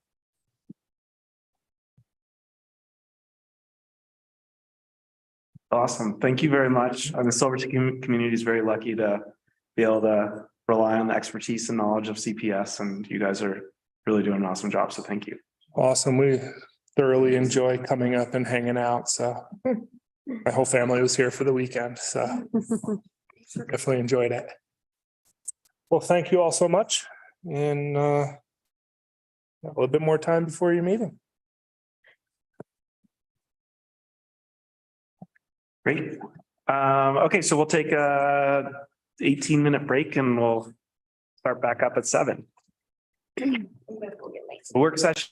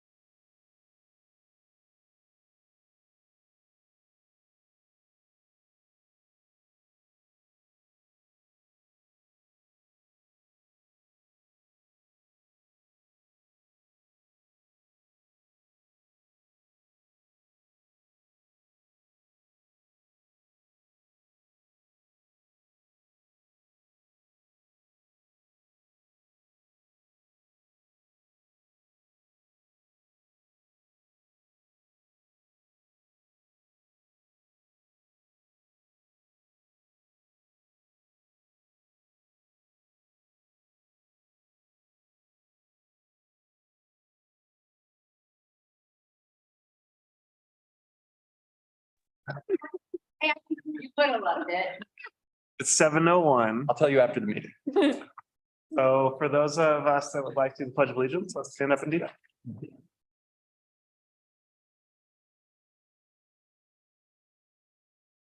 I will pledge allegiance to the flag of the United States of America, to the republic for which it stands, one nation, under God, indivisible, with liberty and justice for all. That this could be a bell to like cue the start. Yeah. All right, good evening. Welcome to a regular meeting of the Silverton Board of Trustees. It's January 9th, 2023. Welcome back, everybody. The time 7:02 p.m. and I call this meeting to order. Roll call, please. Trustee Davis. Nice. Great. Here. Here. Trustee Spearman. Here. Trustee George.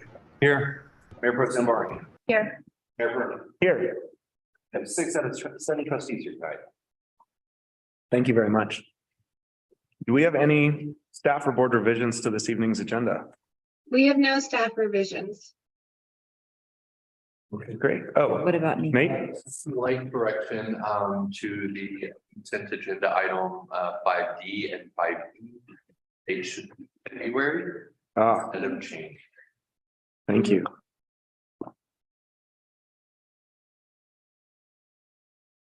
Okay, anything else from the board? Looks like no. All right, so now we will move to our public comment period. Please limit comments to 3 minutes. We'll have a timer going. We'll start with any in-person comments and then move to our Zoom participants. I know you're surprised. Howdy, Skinner. My heart is with you this week. I continue to be disappointed in the direction Kendall Mountain Recreation Planning continues to go. The town government employees have returned to planning everything around skiing. Any planning for an expanded ski area would require purchasing or condemning private property. I do not think the citizens will accept a condemnation. If the town intends to use BLM land, it will take years and hundreds of thousands of dollars to get to a decision point. The BLM process allows for every citizen in the United States to comment on every project, and this will also be commented on. Community builders did a tremendous amount of work with citizens in the community to determine what was wanted. Clark directed his staff in contacting as many Silverton residents as possible with in-depth meetings and conversations. The work was tedious and meticulous in an attempt to reach a consensus. I have never seen anything this inclusive in the 43 years that I have lived here. Listen to the electorate. Your goal is to make a plan for parks that the electorate will vote to approve. That does not seem to be a goal for the town. I have long promised that I personally will place any town-owned ski area on the ballot. I'm beginning to think that I need to force a vote on each stage of planning done. The town has been very careful not to seek public input that might be negative towards the vision that you have of a ski area. What does the electorate want and what will we pay for? It is clear from community builders, the Animas Corridor Plan and the Perimeter Trail were the two most accepted projects. I haven't done a head count, but I think there's probably 50% of us in this town that do not ever ski. Thank you. Thank you. Do not have any other in-person comment, so we'll now move to Zoom comments.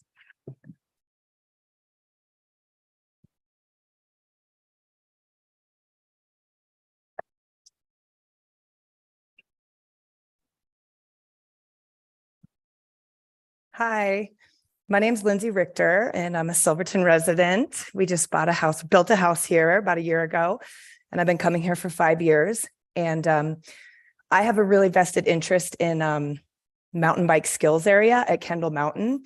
I'm a pro mountain biker, and for the last 20 years, I've been in the bike industry, and I run mountain bike skills camps for women. And I do this because I believe in the sport for mental health. And helping women and, well, everyone understand what they're capable of and learn about their potentials and deal with their thoughts through sport. I'm a big fan of mountain biking being a catalyst for growth and change in people. And I've been traveling the world for 20 years, seeing what small communities have been doing with mountain bike skills parks in their areas. And Kendall Mountain is dreamy for a skills park because it's short, it's wide, and it has good elevation. And I just want to be a part of it somehow now that I'm a community member here. I believe in mountain bike skills parks, even before trails get built, because it's a great place for people to practice skills and really learn the fundamentals of the sport, which limits the risks and the dangers involved with mountain biking, which can really help us being in this remote area, help people get better at mountain biking before they hit the trails.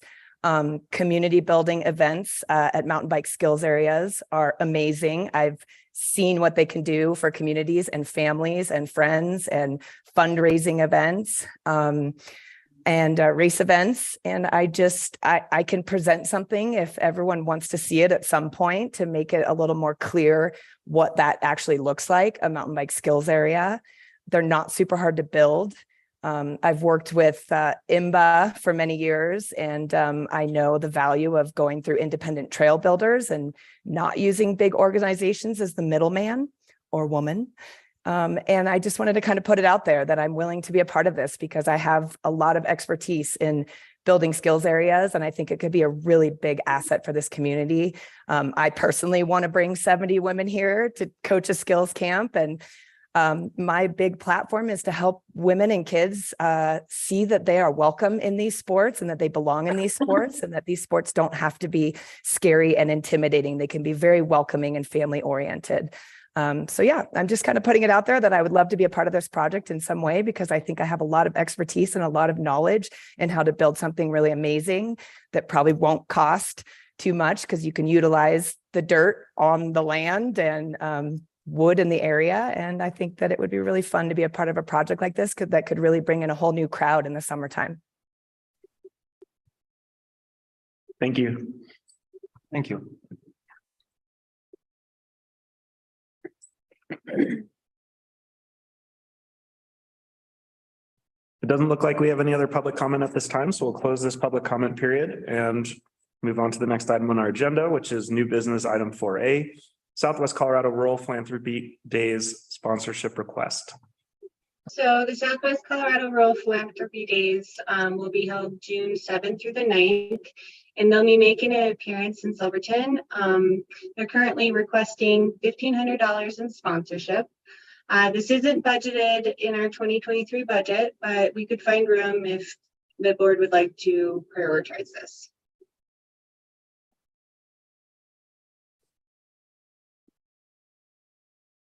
I just want to give a little perspective. I was participating in some of these conversations with some of the local nonprofits here, was really impressed with the organizers.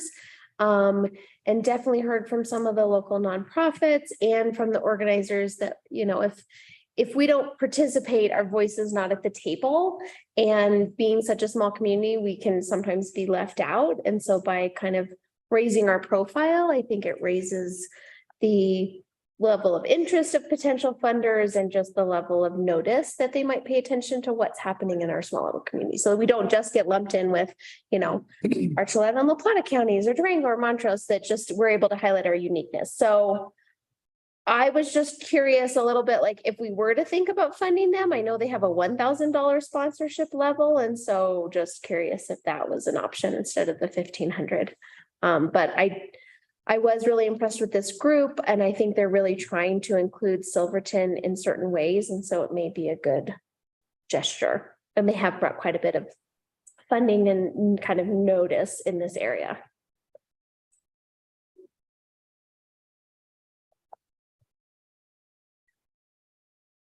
And I know Beth is on it. Yeah, Beth is online as well.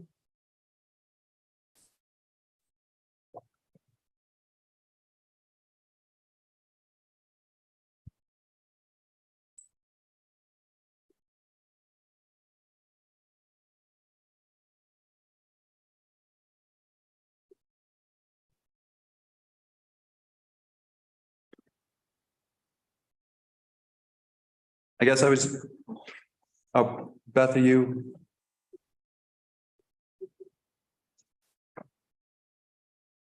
I think you're on mute. There you go. Everyone, good evening. Sorry about the delay.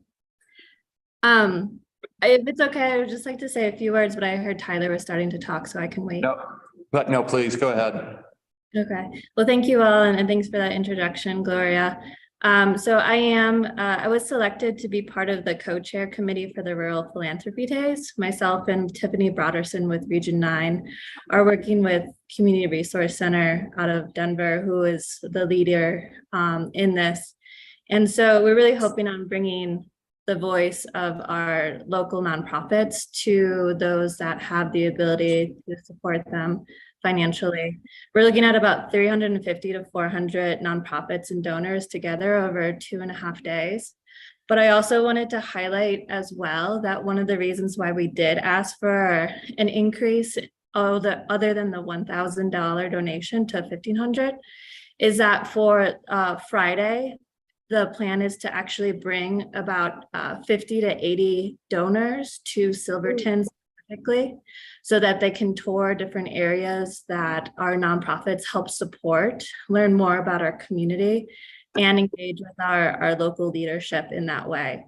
And that was something that was very vocal from the Silverton community in putting in the Rural Philanthropy Days, because Silverton, with its capacity of hotels and conference centers, doesn't have the ability to host an event like this. But we really want to showcase our community and bring people here so they understand who they are.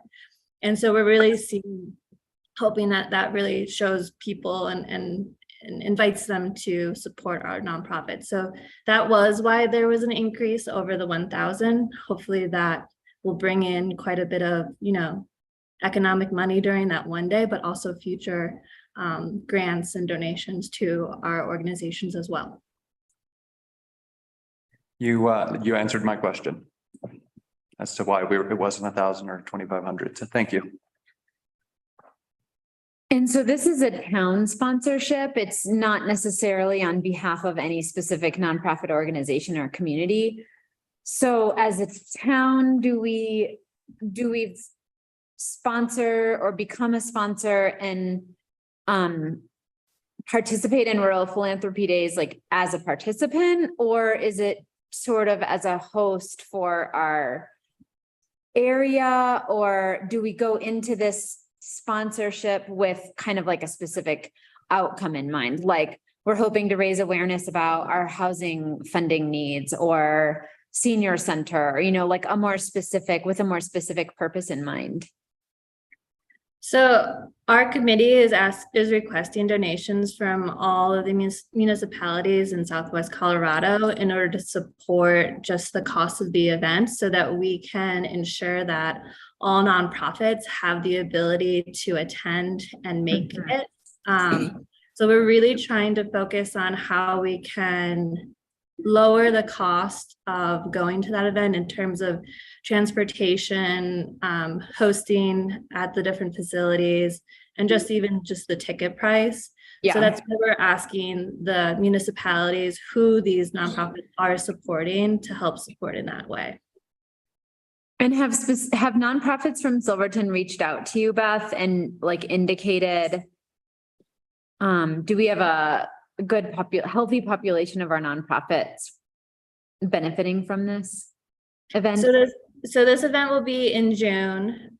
We did have a kind of an introductory or kickoff meeting a couple months ago, and we had about 12 or 13 people show up to that meeting.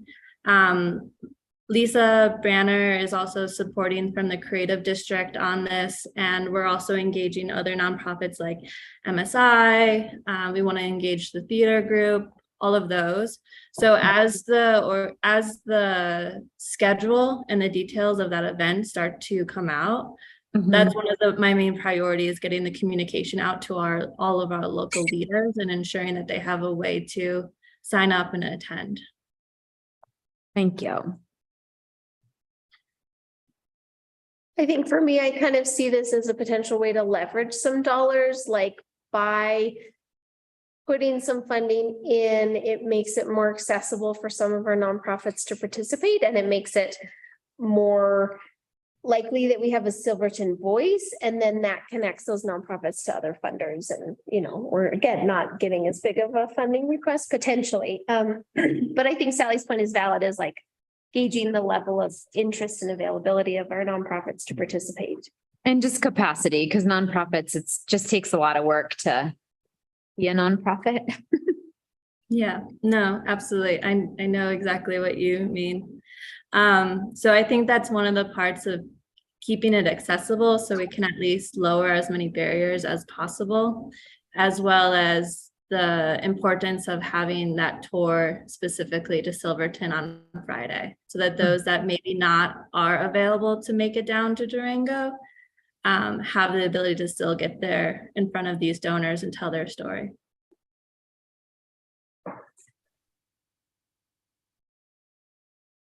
I have a zooming out question that isn't specific to this event. So we just went through our nonprofit budget requests, and I think all anticipated that there would be other requests throughout the year, even though we allocated more than what we budgeted during that process. I think it was a long, very productive and very good meeting, but I think we were all maybe like a little too burnt out to then have that follow-up conversation of, so how are we going to handle these generally? Because it's only January 9th. And over the course of the next 12 months, if we get one of these every other meeting, whether it's $1,500, $500, or $10,000, I feel like we should probably establish like some policy for how and process for how we evaluate these. Because the very first year we were on the board, we just kind of did one-offs also, and we ended up like looking back at the end of the year and we were like massively over the anticipated amount that we plan to spend. And so like, regardless of the merits of the request, I feel like we kind of need a structure in place. Because if we say yes to this, and then there's something like this is a really good thing, I think, but it's also somewhat an indirect benefit for the money. So like, what if we then get a specific nonprofit in Silverton that asks for $1,500 to do something specific to Silverton, and we just allocated this? Are we gonna say no to that? So I want to think about how we're treating this generally before we make this specific decision on this one. And I don't have a good answer for us. But maybe Gloria, you've thought about it, or have some direction you could provide or framework? And the goal of those nonprofit requests was to create a framework for those, like for that line item. And we did not, since we went over what we had anticipated spending in that line item, we didn't account for any contingencies. And I think that maybe something to learn for next year is to account for some contingencies as we look at the coming year. But yeah, how the board would like to proceed with this one, that's kind of why I put it on the agenda, to make sure that we could talk through this. Yeah, I have a secret hope that in the ideal world, we invest the $1,500. We create exposure for our local nonprofits. They are able to in turn access funding that wasn't previously available to them. And then when we review nonprofit budget requests next year, we are more able to stay within the boundaries of what we set for ourselves. But that seems overly optimistic and a little unrealistic. And so I kind of zoomed us back in, but I think because we just went through that process of generously funding nonprofits, it is just a tricky one. And I guess my follow-up question to that is like, does funding something like this, Gloria had a mention in her memo of like some possibilities of where this $1,500 might come from. If taking it from the events and communications or marketing budget, or my computer just turned off, whatever the other one was, Gloria, if it has sort of a negative impact on what we were sort of previously planning on needing for those budgets. So, because potentially, like Dana said, it leverages in the long run, and, maybe in the short run, we're all set with brochures and our local signage is up to date and we don't have to invest as much in those departments. And so this would be a really nice way to spend that money, a really good investment for spending this money. But is there a cost in like taking it out from some of those other? There's always a cost in taking it out from another line item. Well, I will just say that out front. And that's something I just really want us to consider as we move forward with our budgeting. We did budget kind of the max this year to spend down everything. I mean, $1,500 isn't that much, but like Shane said, if we do start getting these requests more and more, like what is our policy to move forward and to evaluate these requests? One thing we could do is kind of come up with some parameters as staff and present them to the trustees on how to move forward and call this one a one-off. But that's just one idea that popped into my head. I did have one other thought that maybe is possibly too sly and not supporting the purpose of the dollars, but like one of the first things I think about with a nonprofit request is how direct or indirect the funds are being spent for the benefit to Silverton. And so like another alternative here, which I don't think benefits the organization directly, but does benefit Silverton directly, is what if we allocated $1,500 to pay for the tickets for Silverton nonprofits to attend? So I don't know what the ticket price is, but then, you know, we have every Silverton nonprofit come and then maybe we don't even spend the $1,500 because there isn't enough interest, or maybe we spend the full amount and we go, wow, this really is a great event, and we support it more significantly next year. But I feel like that's kind of bifurcating the request. But then do we lose that Friday sort of exposure? Right. And I do really like your thinking that by supporting this event and Silverton exposure to nonprofit grant funding, maybe we do reduce our town budget in years to come. I don't know. It's a tricky one. I think Jim, did you have a comment? I do, thank you. What's the timeline on this for the funding? Is that a Beth question? Yeah, no, that's for me. We'd like to get all our donors kind of firmed up by the end of this month so that we can start advertising with the cost of tickets and all of that. And we're having a finance committee meeting next week. On the 17th. Yeah. Thank you. So it'd be fair to table this and ask the finance committee to propose a framework for thinking about these post like major meeting decisions and maybe coming up with a budget for overages and things like that. Finance committee loves putting together outlines for grant requests and nonprofits. We've been doing it. We've done it a lot, and we can do it again, I'm sure. I know Jim and Dana are with me on this, so. Well, I think this is a neat one. I'd love to support this. And I think we can be creative in finding the funds. We just have to get together and do it. I mean, or potentially if there's support from all of us, do what Gloria said, and we one off with the caveat of the finance committee not necessarily addressing how to fund it this time, but just taking on that like contingency planning.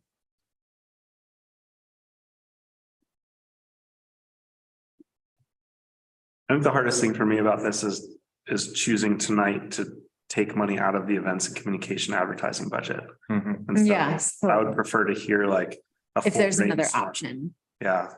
And then make the decision on the 26th, if that's the right date. 23rd. 23rd, sorry, yeah. Does that give you time, Beth? Thank you. Great. I support that idea. Can we add that for the finance committee agenda? Matt, are you running that? Yeah. Okay. Thank you, Jim. Do you need a motion for us to pursue that direction? Nope, that's just staff direction. Got the notes down. Okay. Anything else to discuss on this one? Well, thank you, Beth. I think we definitely support the event and hopefully we'll figure out the best way to fund the request. Appreciate you all. Thank you. Okay, the next item on our agenda is new business item 4B, Kendall Mountain Ski Area concessions update and MOU. Nathan, I had a little intro if you don't mind. Yep. Okay, so this year Nathan approached several nonprofit organizations and businesses to facilitate concessions at Kendall. Elevated Coffee was willing to provide concessions over the holidays, and we would like to formalize this process in the future since it doesn't fall under our purchasing policy. And I think it kind of got lost in the weeds with COVID and policies and then reopening the lodge. So before you use a memorandum of understanding with Elevated Coffee Company to run concessions for the rest of the season. And then next year, we plan on doing a more formal call out for vendors and having a process to reserve the concessions. But we are really grateful for Elevated Coffee's willingness to step up as the profits from the concessions are minimal. And it's such a service to everyone who's over at Kendall. It really makes it easier to be a family, I think, showing up and yeah, having fun. The children of Silverton are spending their quarters there quite heavily. I don't know if that will reach a profit, but there's. Yeah, if they earned any money selling rocks over the summer, it's all going there. Yeah. At least for Dana and our kids.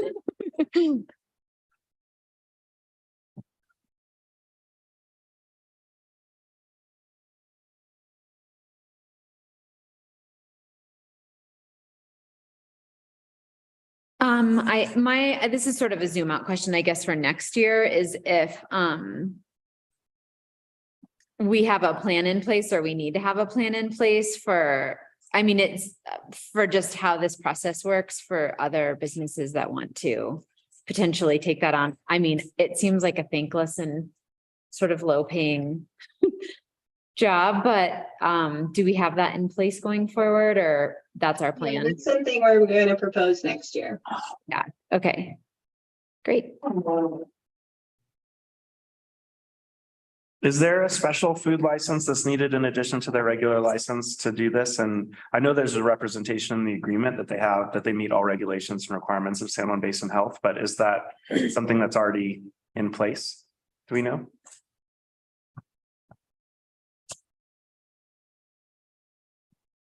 There's not.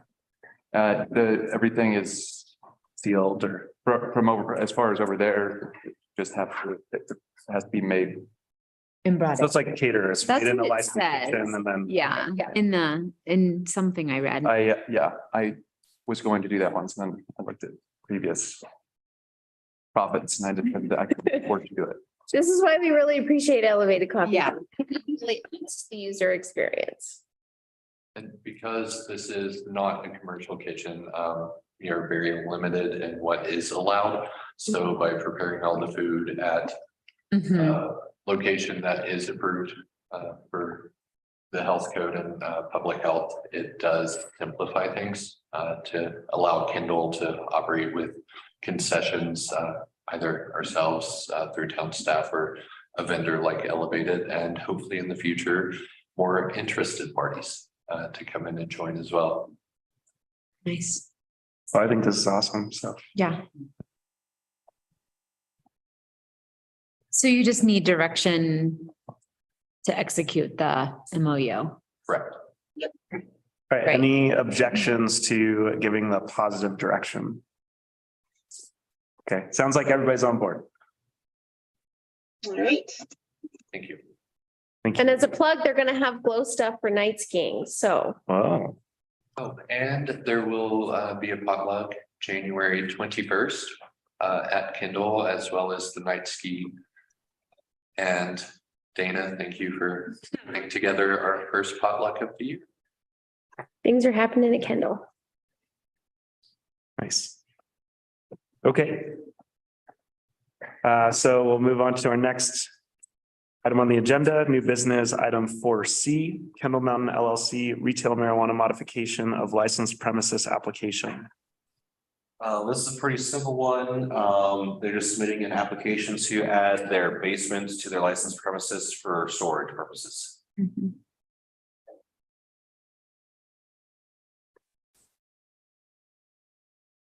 And we see in the memo that Staff has recommended approval because the application is complete and the diagrams are sufficient. Yeah, and it's within all of the state laws, so it's, All right, I'll make a motion to approve the application, modification of premises for Kendall Mountain LLC. Second, Thank you. Roll call, please. Trustee Grant, yes. trustee Harper, Yes.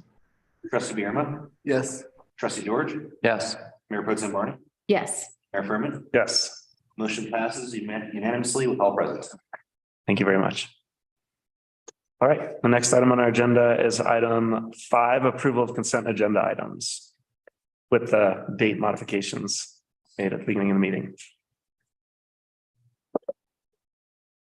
This does include the special event applications for the whiteout and ski joring. So if there's any discussion needed prior to the approval of consent agenda, speak up. Is there any? I would like to clarify that the Silverton Whiteout will be the first weekend of February. Joe Hanrahan has taken over for Sarah Tesher. And with this being his first year running this event, he wishes to keep everything exactly the same as last year. Just to get his feet wet. So it will be at the Avon Hotel, the start and finish, and the private party as well. The only difference this year compared to last is we are doing a special event liquor license with them in the county, as well as the Avon Hotel. I've spoken with Sheriff Conrad about this support. As far as the Silverton ski joring, it will be the second weekend of February, President's Day weekend. We are expecting a huge turnout.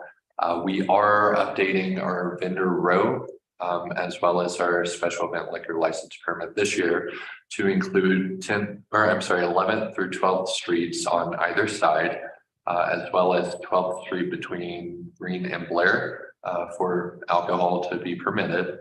Sheriff Conrad again has agreed to that. And we will hopefully have a larger turnout than we did last year, thanks to the documentary that has had a successful run so far, has become very popular.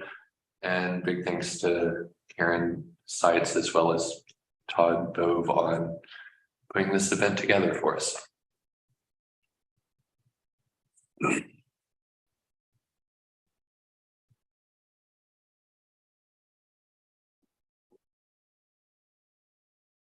Any questions from trustees on consent agenda items?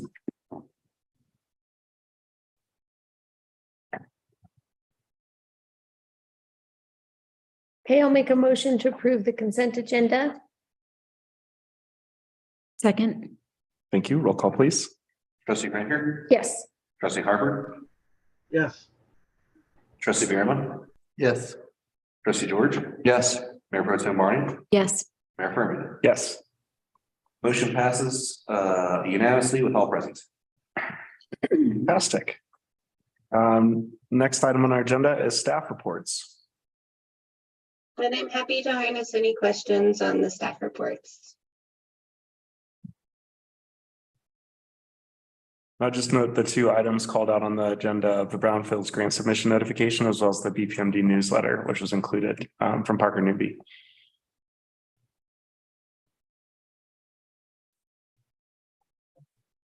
I think too, thinking about like public health and working with the chamber, just communication for summer visitors around the implications of the camping recommendations related to like exposure to soils that may have contaminated materials in them.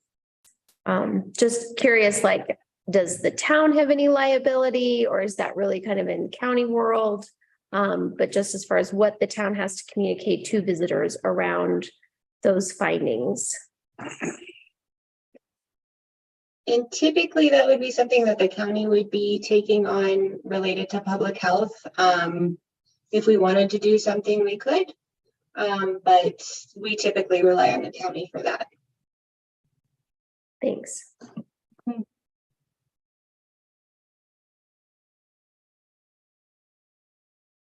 And then I was just looking at John's report and I'm not wanting to put him on the spot now, but I really wanted to call out the update on the grant loan application being submitted and the proposed 2023-2024 construction timeline for the wastewater project. I get comments or questions from constituents on what is going with wastewater, what's happening with sewage treatment, all that. And so I don't know if there's an option for just a short update sometime in the public meeting for the larger public. We're all kind of been informed, but for the kind of public communication piece of what we're hoping for. Again, it doesn't have to be tonight, but sometime. I think he's offline now, so we can wait until probably in the next meeting or something. And Yeah. For an update.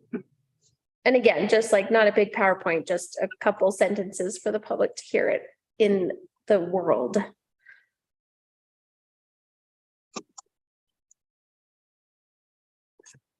That's awesome. Yeah.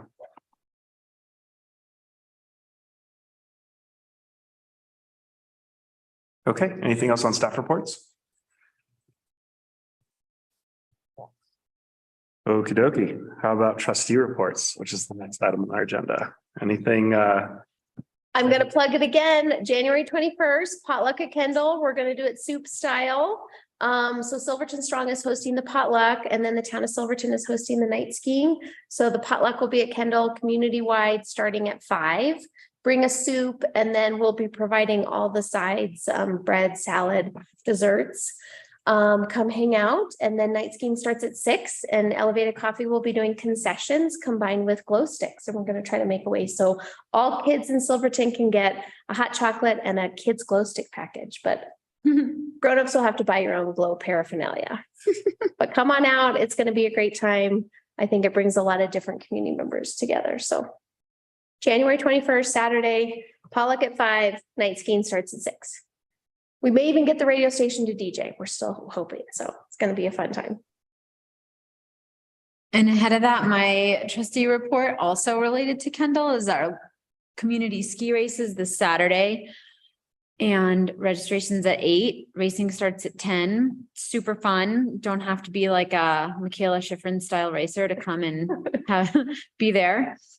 And kind of, I know we're going to talk about future Kendall in a minute, but current Kendall, I just kind of wanted to give a shout out to current Kendall because as usual, it's totally magical, but it's especially, I don't know, the crew over there that Todd has going this year is just super on it and keeping ropes in really good places and fencing in really smart spots. And there is even like some pretty long lines at some points over the past few weeks. And we got those kind of fenced off and just like the safety and the joy and delight at Kendall is just all time.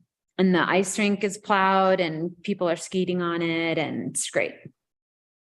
And even if you're not a skier, you can come hang out in the lodge. It's so warm and cozy. Oh, yeah. It's a nice place to work. It's back open. The book, it's open and warm. So we have just seen so many visitors and locals just really out enjoying it. So it's been pretty magical. It's been a good place to be. We've seen some of our 20-something backcountry skiers just playing around. I mean, it has just been quite a variety of people. And middle schoolers and high schoolers there every weekend, which I think that is really saying something. That's a success.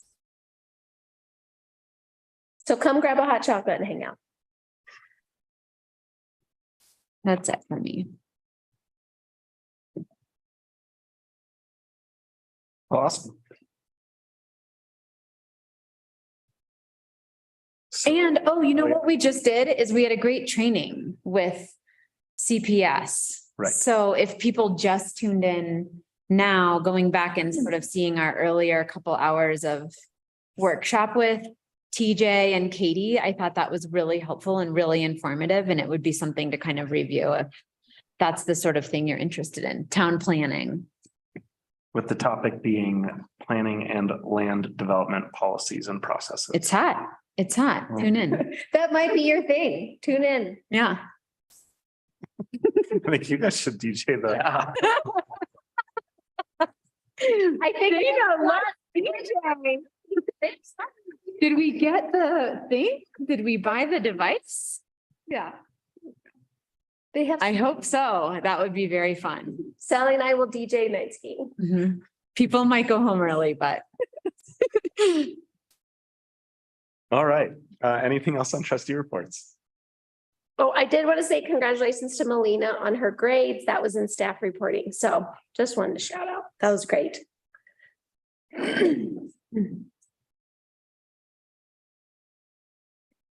Okay, the next item on our agenda is item 8, continued business, 8A, the KMRA master plan option to begin asset planning. So I'll start off with this one. This agenda item is addressing the Kendall master plan process and a proposal to start planning for the assets identified in the Compass master plan. So in the memo in your packet, I explained that we've been planning a base area without knowing what we were doing with the ski area. And the community has been identifying a lot of assets that they would like to see, but not necessarily all of them need to be at Kendall. So we have had several conversations with the board and Facility Parks and Recs Committee about kind of how best to continue with this Kendall master planning process. And after a lot of discussion, we think we have a solid plan to move forward.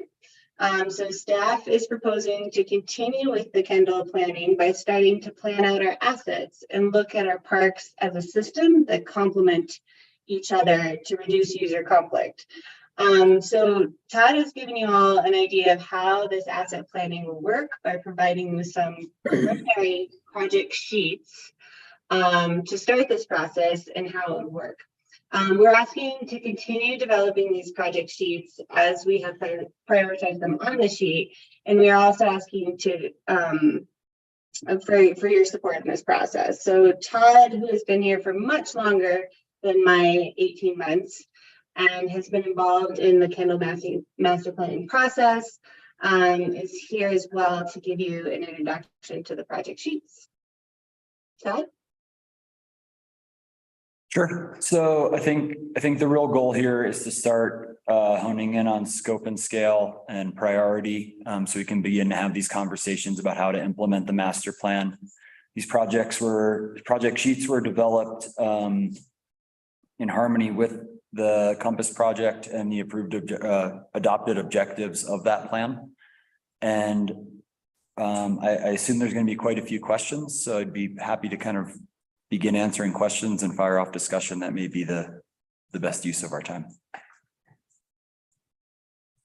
I just want to provide feedback, which is that I think the project sheet idea is the thing that has been not having them has kept us in this kind of like loop of conversation, action, controversy, conversation, action, controversy. And the project sheets, I think, is what breaks that cycle and gives us sufficient information to have the conversation with the community about what they actually want to prioritize, what items are like items to be like, do we want this or that? Do we want this and that?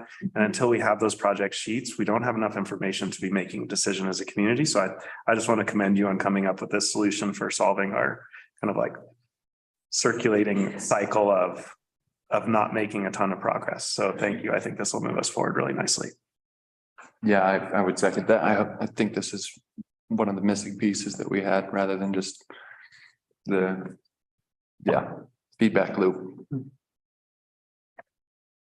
I think one of the things we were hoping to do is like I said, kind of narrow the scope and begin to move from philosophical conversation to implementation strategies, funding considerations, and exploratory information gathering, which is if we do move forward with this kind of as our plan, which would be the next steps, timelines and considerations. And there will be, I guess how I envision each of these project sheets going would be similar to Columbine Park, where we kind of identify we have a goal and we begin to contact the relevant entities. And throughout those processes, there are dozens and dozens of checkpoints. Every funding consideration is a public meeting.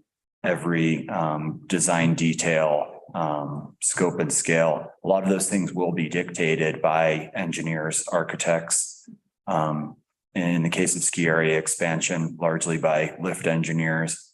In terms of an ice rink by ice professionals, we're really looking to start engaging with those groups so we can go from philosophical to real world solutions that we can actually implement and start to try and put a price tag on, and then consider those once we have the real information. I think looking at this, Todd, it got me really excited and hopeful. I just really saw something on paper that felt like we could be moving in a direction that gets us assets that people have been asking for and helps the community prioritize specifics like Shane and Sally and Tyler have said of just, I just got excited because it felt like it was actual things, the scope, the tone, the scale of it. It doesn't feel like this big scary thing. It feels like, yeah, this feels like what people have been talking about and asking for. And now we actually have things on paper of like, this is how we could get to the starting line of actually prioritizing and then getting to the finish line of like implemented project. So I thought it was really on point. Yeah, I thought it was really on point with kind of the direction and scope and scale and how to go from there. Thank you. I do feel that the Compass project did a great job of really laying out these assets very clearly with the voice of the community. It's almost like we have a list of assets and we also have a list of kind of moral boundaries to remain in. And when we look at the two of those things, we begin to see where they overlap and we can really start refining that scope. So I'm also very excited. It's exciting stuff. I am so excited. Sorry, Shane, go ahead. Oh, no, it's good. I already talked, so. No, I mean, I read this and I was just so optimistic and hopeful for a lot of reasons. And I think like, if I were to give this sort of the kitschy title, I would say it sort of would sound something like, we hear you, let's try this. Like, I think there's just been a lot of planning and input and process and sort of in a negative feedback cycle, but also in a really positive and healthy way. And we have a lot of community input. And I think the community is really ready for that next of like, let's try this. Let's actually just look at like, what are we talking about here? You know, like this is the parking lot. Let's put some gravel on it. I thought that the level of specification that you outlined per project was like enough to give that some clarity to each asset without you know, trying to be specific about things we just don't know yet. So I think it's like really understanding of all of the criteria that will eventually bump up against the scope and scale, the prioritization, the design features, the criteria, the cost, you know, all of those things. Like, I think if we'd, you know, I was expecting to sort of open this and be like, oh God, but I just think this is a really nice framework and it leaves the things, it leaves room for saying, these are things that are unknown, but we do know that this is something that really matters to the community. And so let's just highlight it and elevate it and talk about it. And so, yeah, I'm really excited about the way you described each one and then just elaborated to the point where you could say, now we need to know. Now we know where we go from here. And like Dana said, like bringing these things to the starting line, it's time to, I feel like we've done a lot of training, a lot of lifting, a lot of dry land training, time in the gym. Like, let's go to the race and see what happens.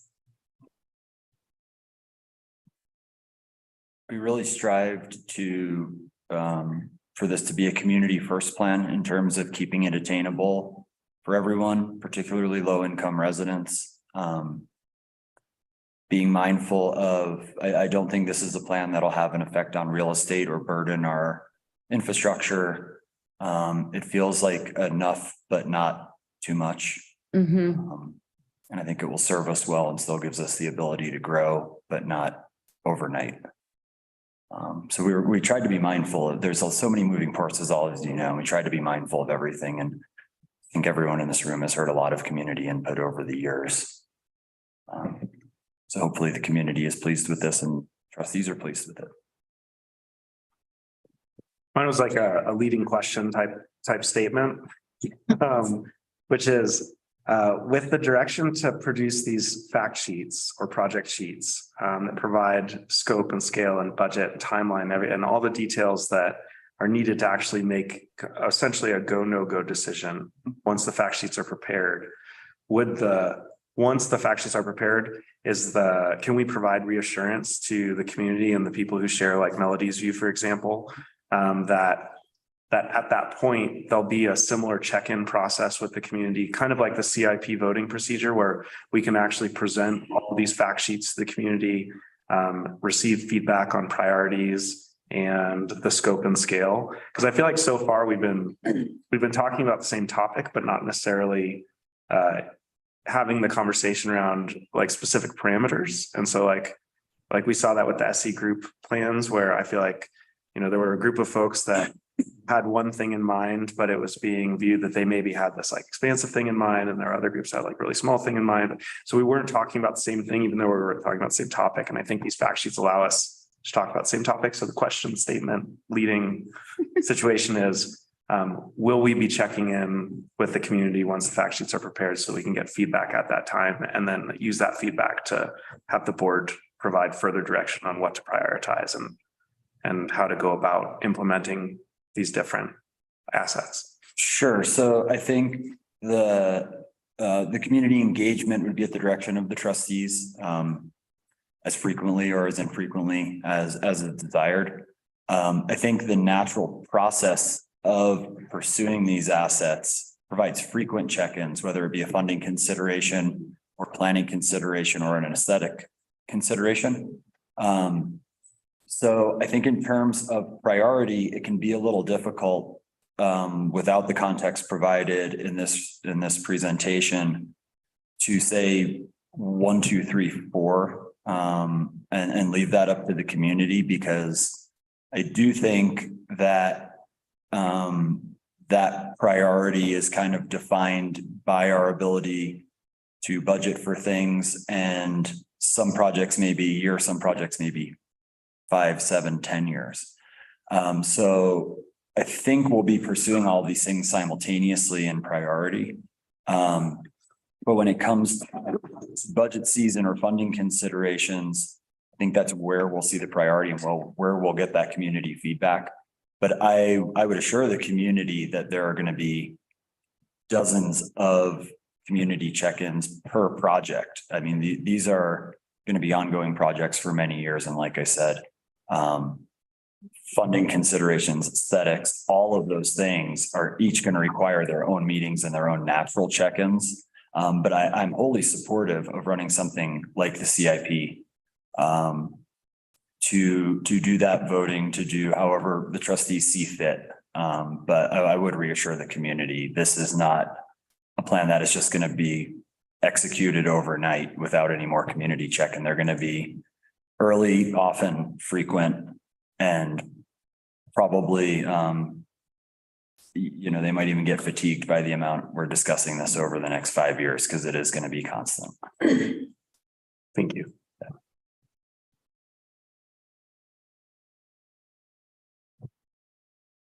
Jim?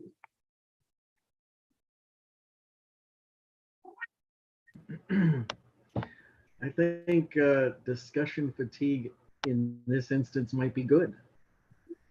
You got a lot of community members with a lot of input, so it's a good thing.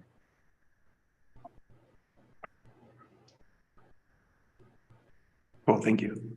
I would also add that through this process, preparing timelines and preparing these sheets with greater detail, the community is going to have something very specific to discuss. So hopefully we can narrow that conversation, keep it in the context of each asset, and really make some headway and get some really specific feedback from the community, while providing that framework from the Compass project, from the master plan. So hopefully we'll get stronger, more direct feedback from the community as well. So I guess a question I had kind of process wise is, are you looking for us to give you feedback on the project sheets as presented so far? Or are you just looking for kind of feedback on, is this the approach to take? Should we move forward in this direction? You will now see these project sheets again in however long. The second one, Gloria, yeah. The second one, yeah. So these are outlined project sheets and we want more time to develop them. And, you know, we don't have the capacity to act on any of them right now, but we do have capacity to start researching them and really flesh them out like their own little plans for each project. You know, they're their own little master plan for each asset that we've identified. And then once we get that information, then we bring it back to you all, kind of fleshed out as much as we can. And that's when we'll really be asking for that feedback and diving into the nitty gritty because we'll have the answers by then. Yeah, that's great. And hopefully we can do some of that before this next budget season, so that, you know, starting in August or September, we can roll that into our engagement process with the budget and be able to kind of put some priorities to it.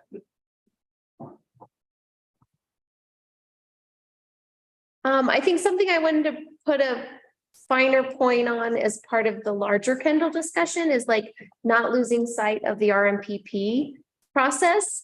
And really, because to me, that is just so married with whatever we do with all of these assets, because much of the land that we're talking about is from like visitor center to Kendall. And so I would just like to make an appeal. I don't know how my colleagues feel, but really requesting regular check-ins with the BLM. So they're on our agenda, because I think it's easy to just it's kind of a very long range thing and it's easy for it to get lost. And so I would just really love, as part of this Kendall planning and general recreation use planning in town, that we could have the BLM. I don't know what the frequency is that's appropriate, but I just really like to make that appeal. I don't know if anybody.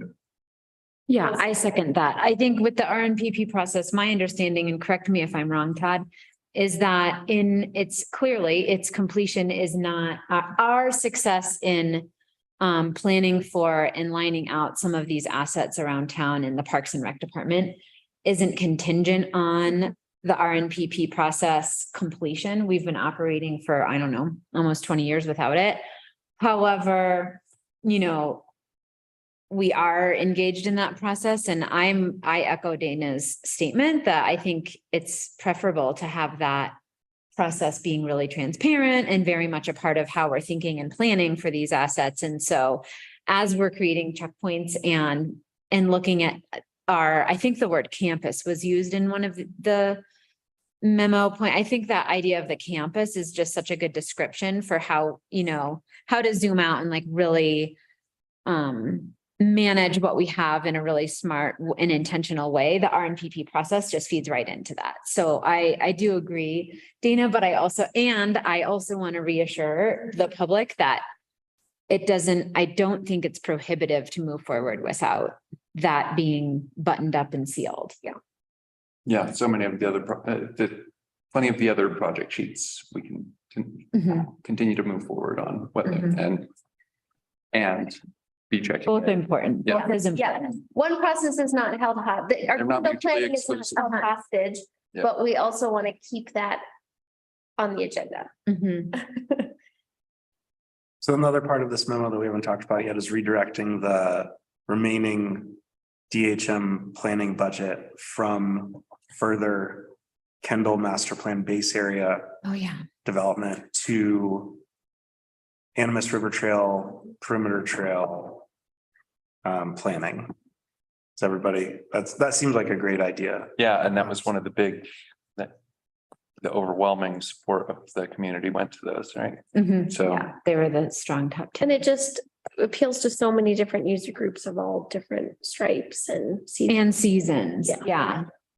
And that's the next agenda item, but that was kind of the input we received from GoCo. As far as we presented a couple of projects, just kind of feeling out where we may be able to reallocate funds, and the Perimeter Trail service as the largest user group. They saw it as the largest community benefit. So that was kind of their recommendation back to us as the highest likelihood of being able to reallocate funds. And the community identified it as well, which is a nice. Right. So our top priority just Alignment. happened to be Mhm. practical in terms of real allocation, and that is an application for reallocation. So it would be considered by GoCo and would require their approval. Yeah, so these are, yeah, I guess both agenda items are intertwined to some extent because the suggested motion for the current agenda item does include redirecting DHM to those things. And then the next agenda item is getting approval to request GoCo to also support that redirection. So we'll talk about them both Yeah. together and separate. And then my only other comment, I just think these projects each are such strong work and it shows a lot of capacity and progress, I think, on the part of town staff. And so as we have these frequent and often checkpoints, I wanted to just express support, Todd, for myself as a Board of Trustee member, that when there comes a time that it's like, now I'd like to recommend, resources for, and ways of supporting projects that become more specific as you sort of unpack each one of them, if we need to keep our eye on like, how do we help support the work that you're doing? I just wanted to express support for that. Support for support.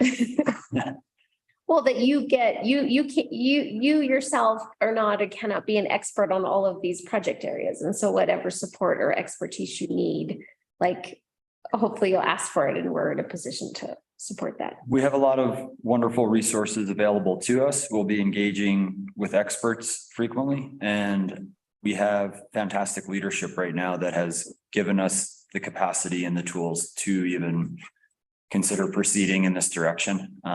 So we feel really well supported as staff, both internally and from the trustees and from the community. So it's a really exciting time. Nice. Jordan, any thoughts? Ones that haven't already been voiced. I don't have too much to add.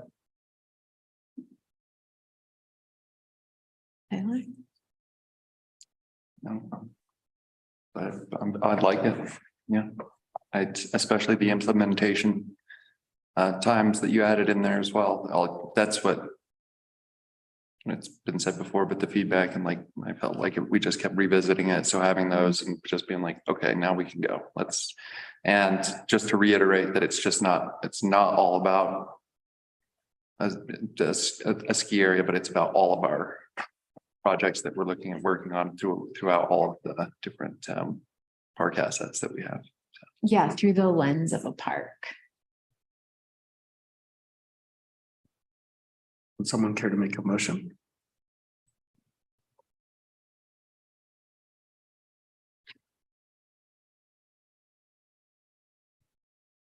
Page 81. Okay, I got it. I'll make a motion to give staff direction to develop project sheets for the park assets identified in the 2022 Compass Master Plan and redirect DHM to the Animas River Trail Perimeter Project. Isn't it just direction? Oh, yeah, Yeah. you're right. You're right. Okay. So it's just direction. Thank you for the formal motion. I So any objections to directed. any objections to the motion direction? Sounds like you have full support to proceed as proposed. Thank you. Thank you. And now to close the loop on that, we move to the next agenda item, which is A8B KMRA GoCo grant options and the DHM option. And Todd, I'll let you take the lead on this one since you did most of the negotiating with GoCo. Sure. So in light of everything we just discussed, we need to provide direction to DHM and potentially reallocation requests to GoCo. As I mentioned earlier, GoCo was very supportive of the reallocation of funds application, particularly because those funds were provided for master planning originally through SC Group, then redirected to DHM. The feedback that I got was essentially, by approving the direction that you just approved or supported, we're actually further along in planning than those funds were allocated for. So I think when we look at the river trail and redirecting and reallocating those funds, they see it almost as getting more bang for their buck. Instead of doing phase one, we're actually going to be completing phase two with the same pool of money. It is still an application, like I mentioned, subject to their approval.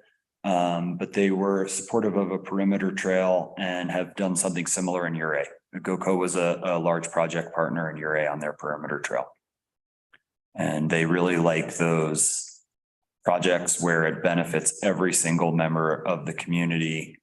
People that walk dogs, people with strollers. We could potentially use ours with some bridges to expand our Nordic corridors. So really a ton of use and a really far reach. Mhm. And also, it's not only seen in the Compass project, but it's also seen in the Silverton Area Trails Plan, which is also an adopted document. So there's quite a few places where this has come up. And that's why it's recommended for staff priority.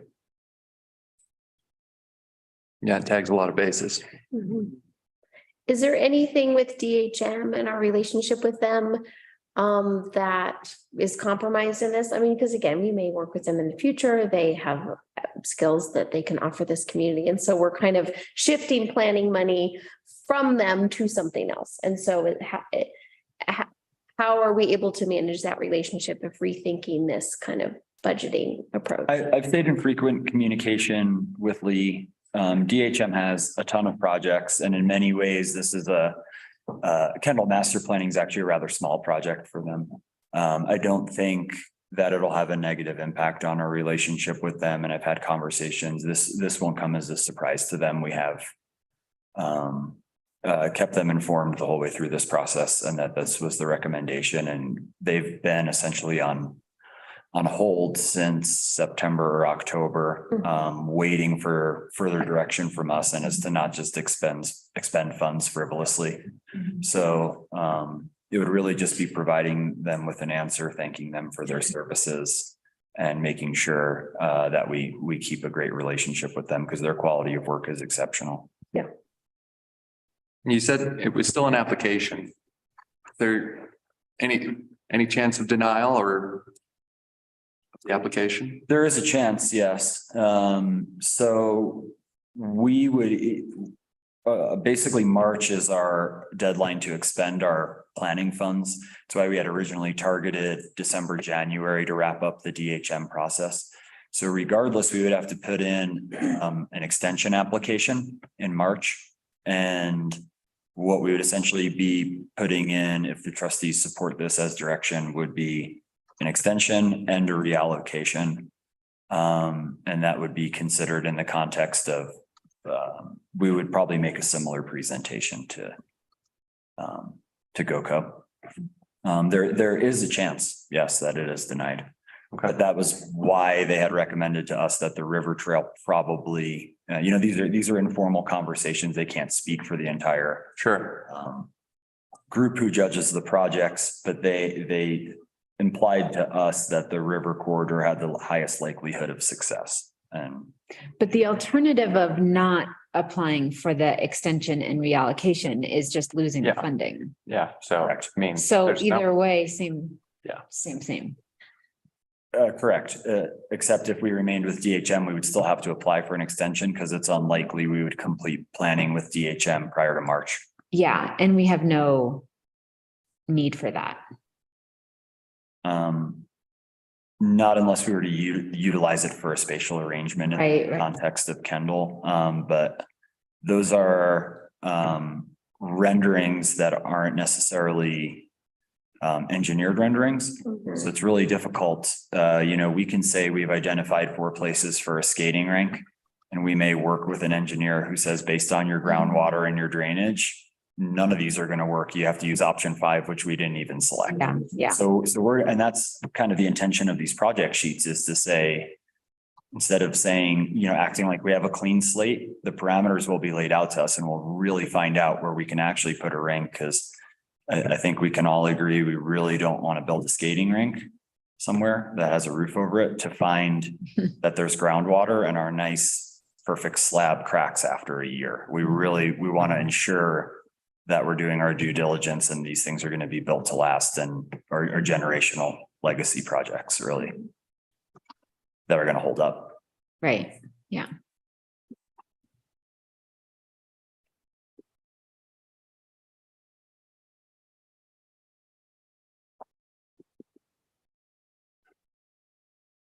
I'll make a motion, just direction or direction. But you I could thought, make strong no direction to staff. direction. Any objection? It says motion or direction. Yeah, because it's a reallocation of funds, does it need to be a motion? Yeah, I would just say, let's do a motion just to be safe. Cool. Okay. Have at it, Tom. All right, I'll make a motion to submit a change of scope and reallocation of funding strategy for GoCo's consideration related to the development, improvement, and planning of a town perimeter and Riverwalk trail. Second. Thank you. Roll call, please. Trustee Cranford, Yes. trustee Harper, Yes. trustee Bierman, Yes. trustee George, Yes. Mayor Pro Tem Barney, Yes. Mayor Perman. Yes. Motion passes with all present. Thank you very much. Okay. I'll be right back. The next item on our agenda is continued business 8C, continuing our Kendall discussion with respect to the Kendall deck RFP. Sure. So this is a request for proposals for an architecture, really an architectural rendering of the Kendall deck and patio area. We worked with Dean Bosworth over the last year, who provided wonderful engineering plans. It's the recommendation of staff that we engage with an architecture firm to kind of finish these plans, in the sense of, I think anyone who's ever maybe built a building would have some clarity between the difference of an architect and an engineer. One kind of does all the bells and whistles and all the pretty stuff, and one kind of does the math. And what we have in our possession is engineered plans, which we really could put out to bid. But staff feels that the entire concept is not maybe fleshed out yet. And we'd like to see a little more in terms of landscaping, materials, and aesthetic. And we think that would be beneficial as we go to bid the project to get a contractor this spring. We are still planning on construction this summer for completion. So we're hoping that we can engage with an architect at a relatively affordable cost, and that will pay dividends in terms of planning, and we'll have a little bit of a better understanding of exactly what we're building. And I guess kind of a more blunt way to explain it would be, I'm very engaged with this project and we have an excellent plan, but I would like some clarity on that, being that it is such a large investment and it is in our park system, which is really important that we maintain an aesthetic. So I think it would just be a helpful step that'll pay dividends in the longer term of this planning effort. And I really don't see it being more than, hopefully a couple $1,000s with a reasonable architect, as 90% of that work is done. And I think it'd be helpful for the community also to see renderings and kind of know what they're getting as we kind of move towards construction. We could certainly proceed with just the engineering documents, but I do think there is a lot of benefit in getting some renderings.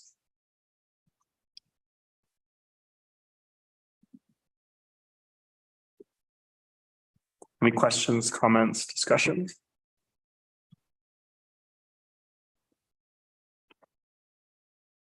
I do know there on a few buildings that, I worked on that I was definitely not at the architecture level, but we would typically have the architect draw it first and then the engineer do the math. I'm wondering if the, architect's going to go in and make some changes and then we have to send it back to the engineer to make sure that we can it can be built properly and up to code. There is potential for that. You know, we could also provide direction to the architect that the engineering needs to stay the same. Similar to what we did with Columbine Park, actually. Yeah. We added the false front. The direction given was do not change the engineering. Yeah. Okay. Yeah.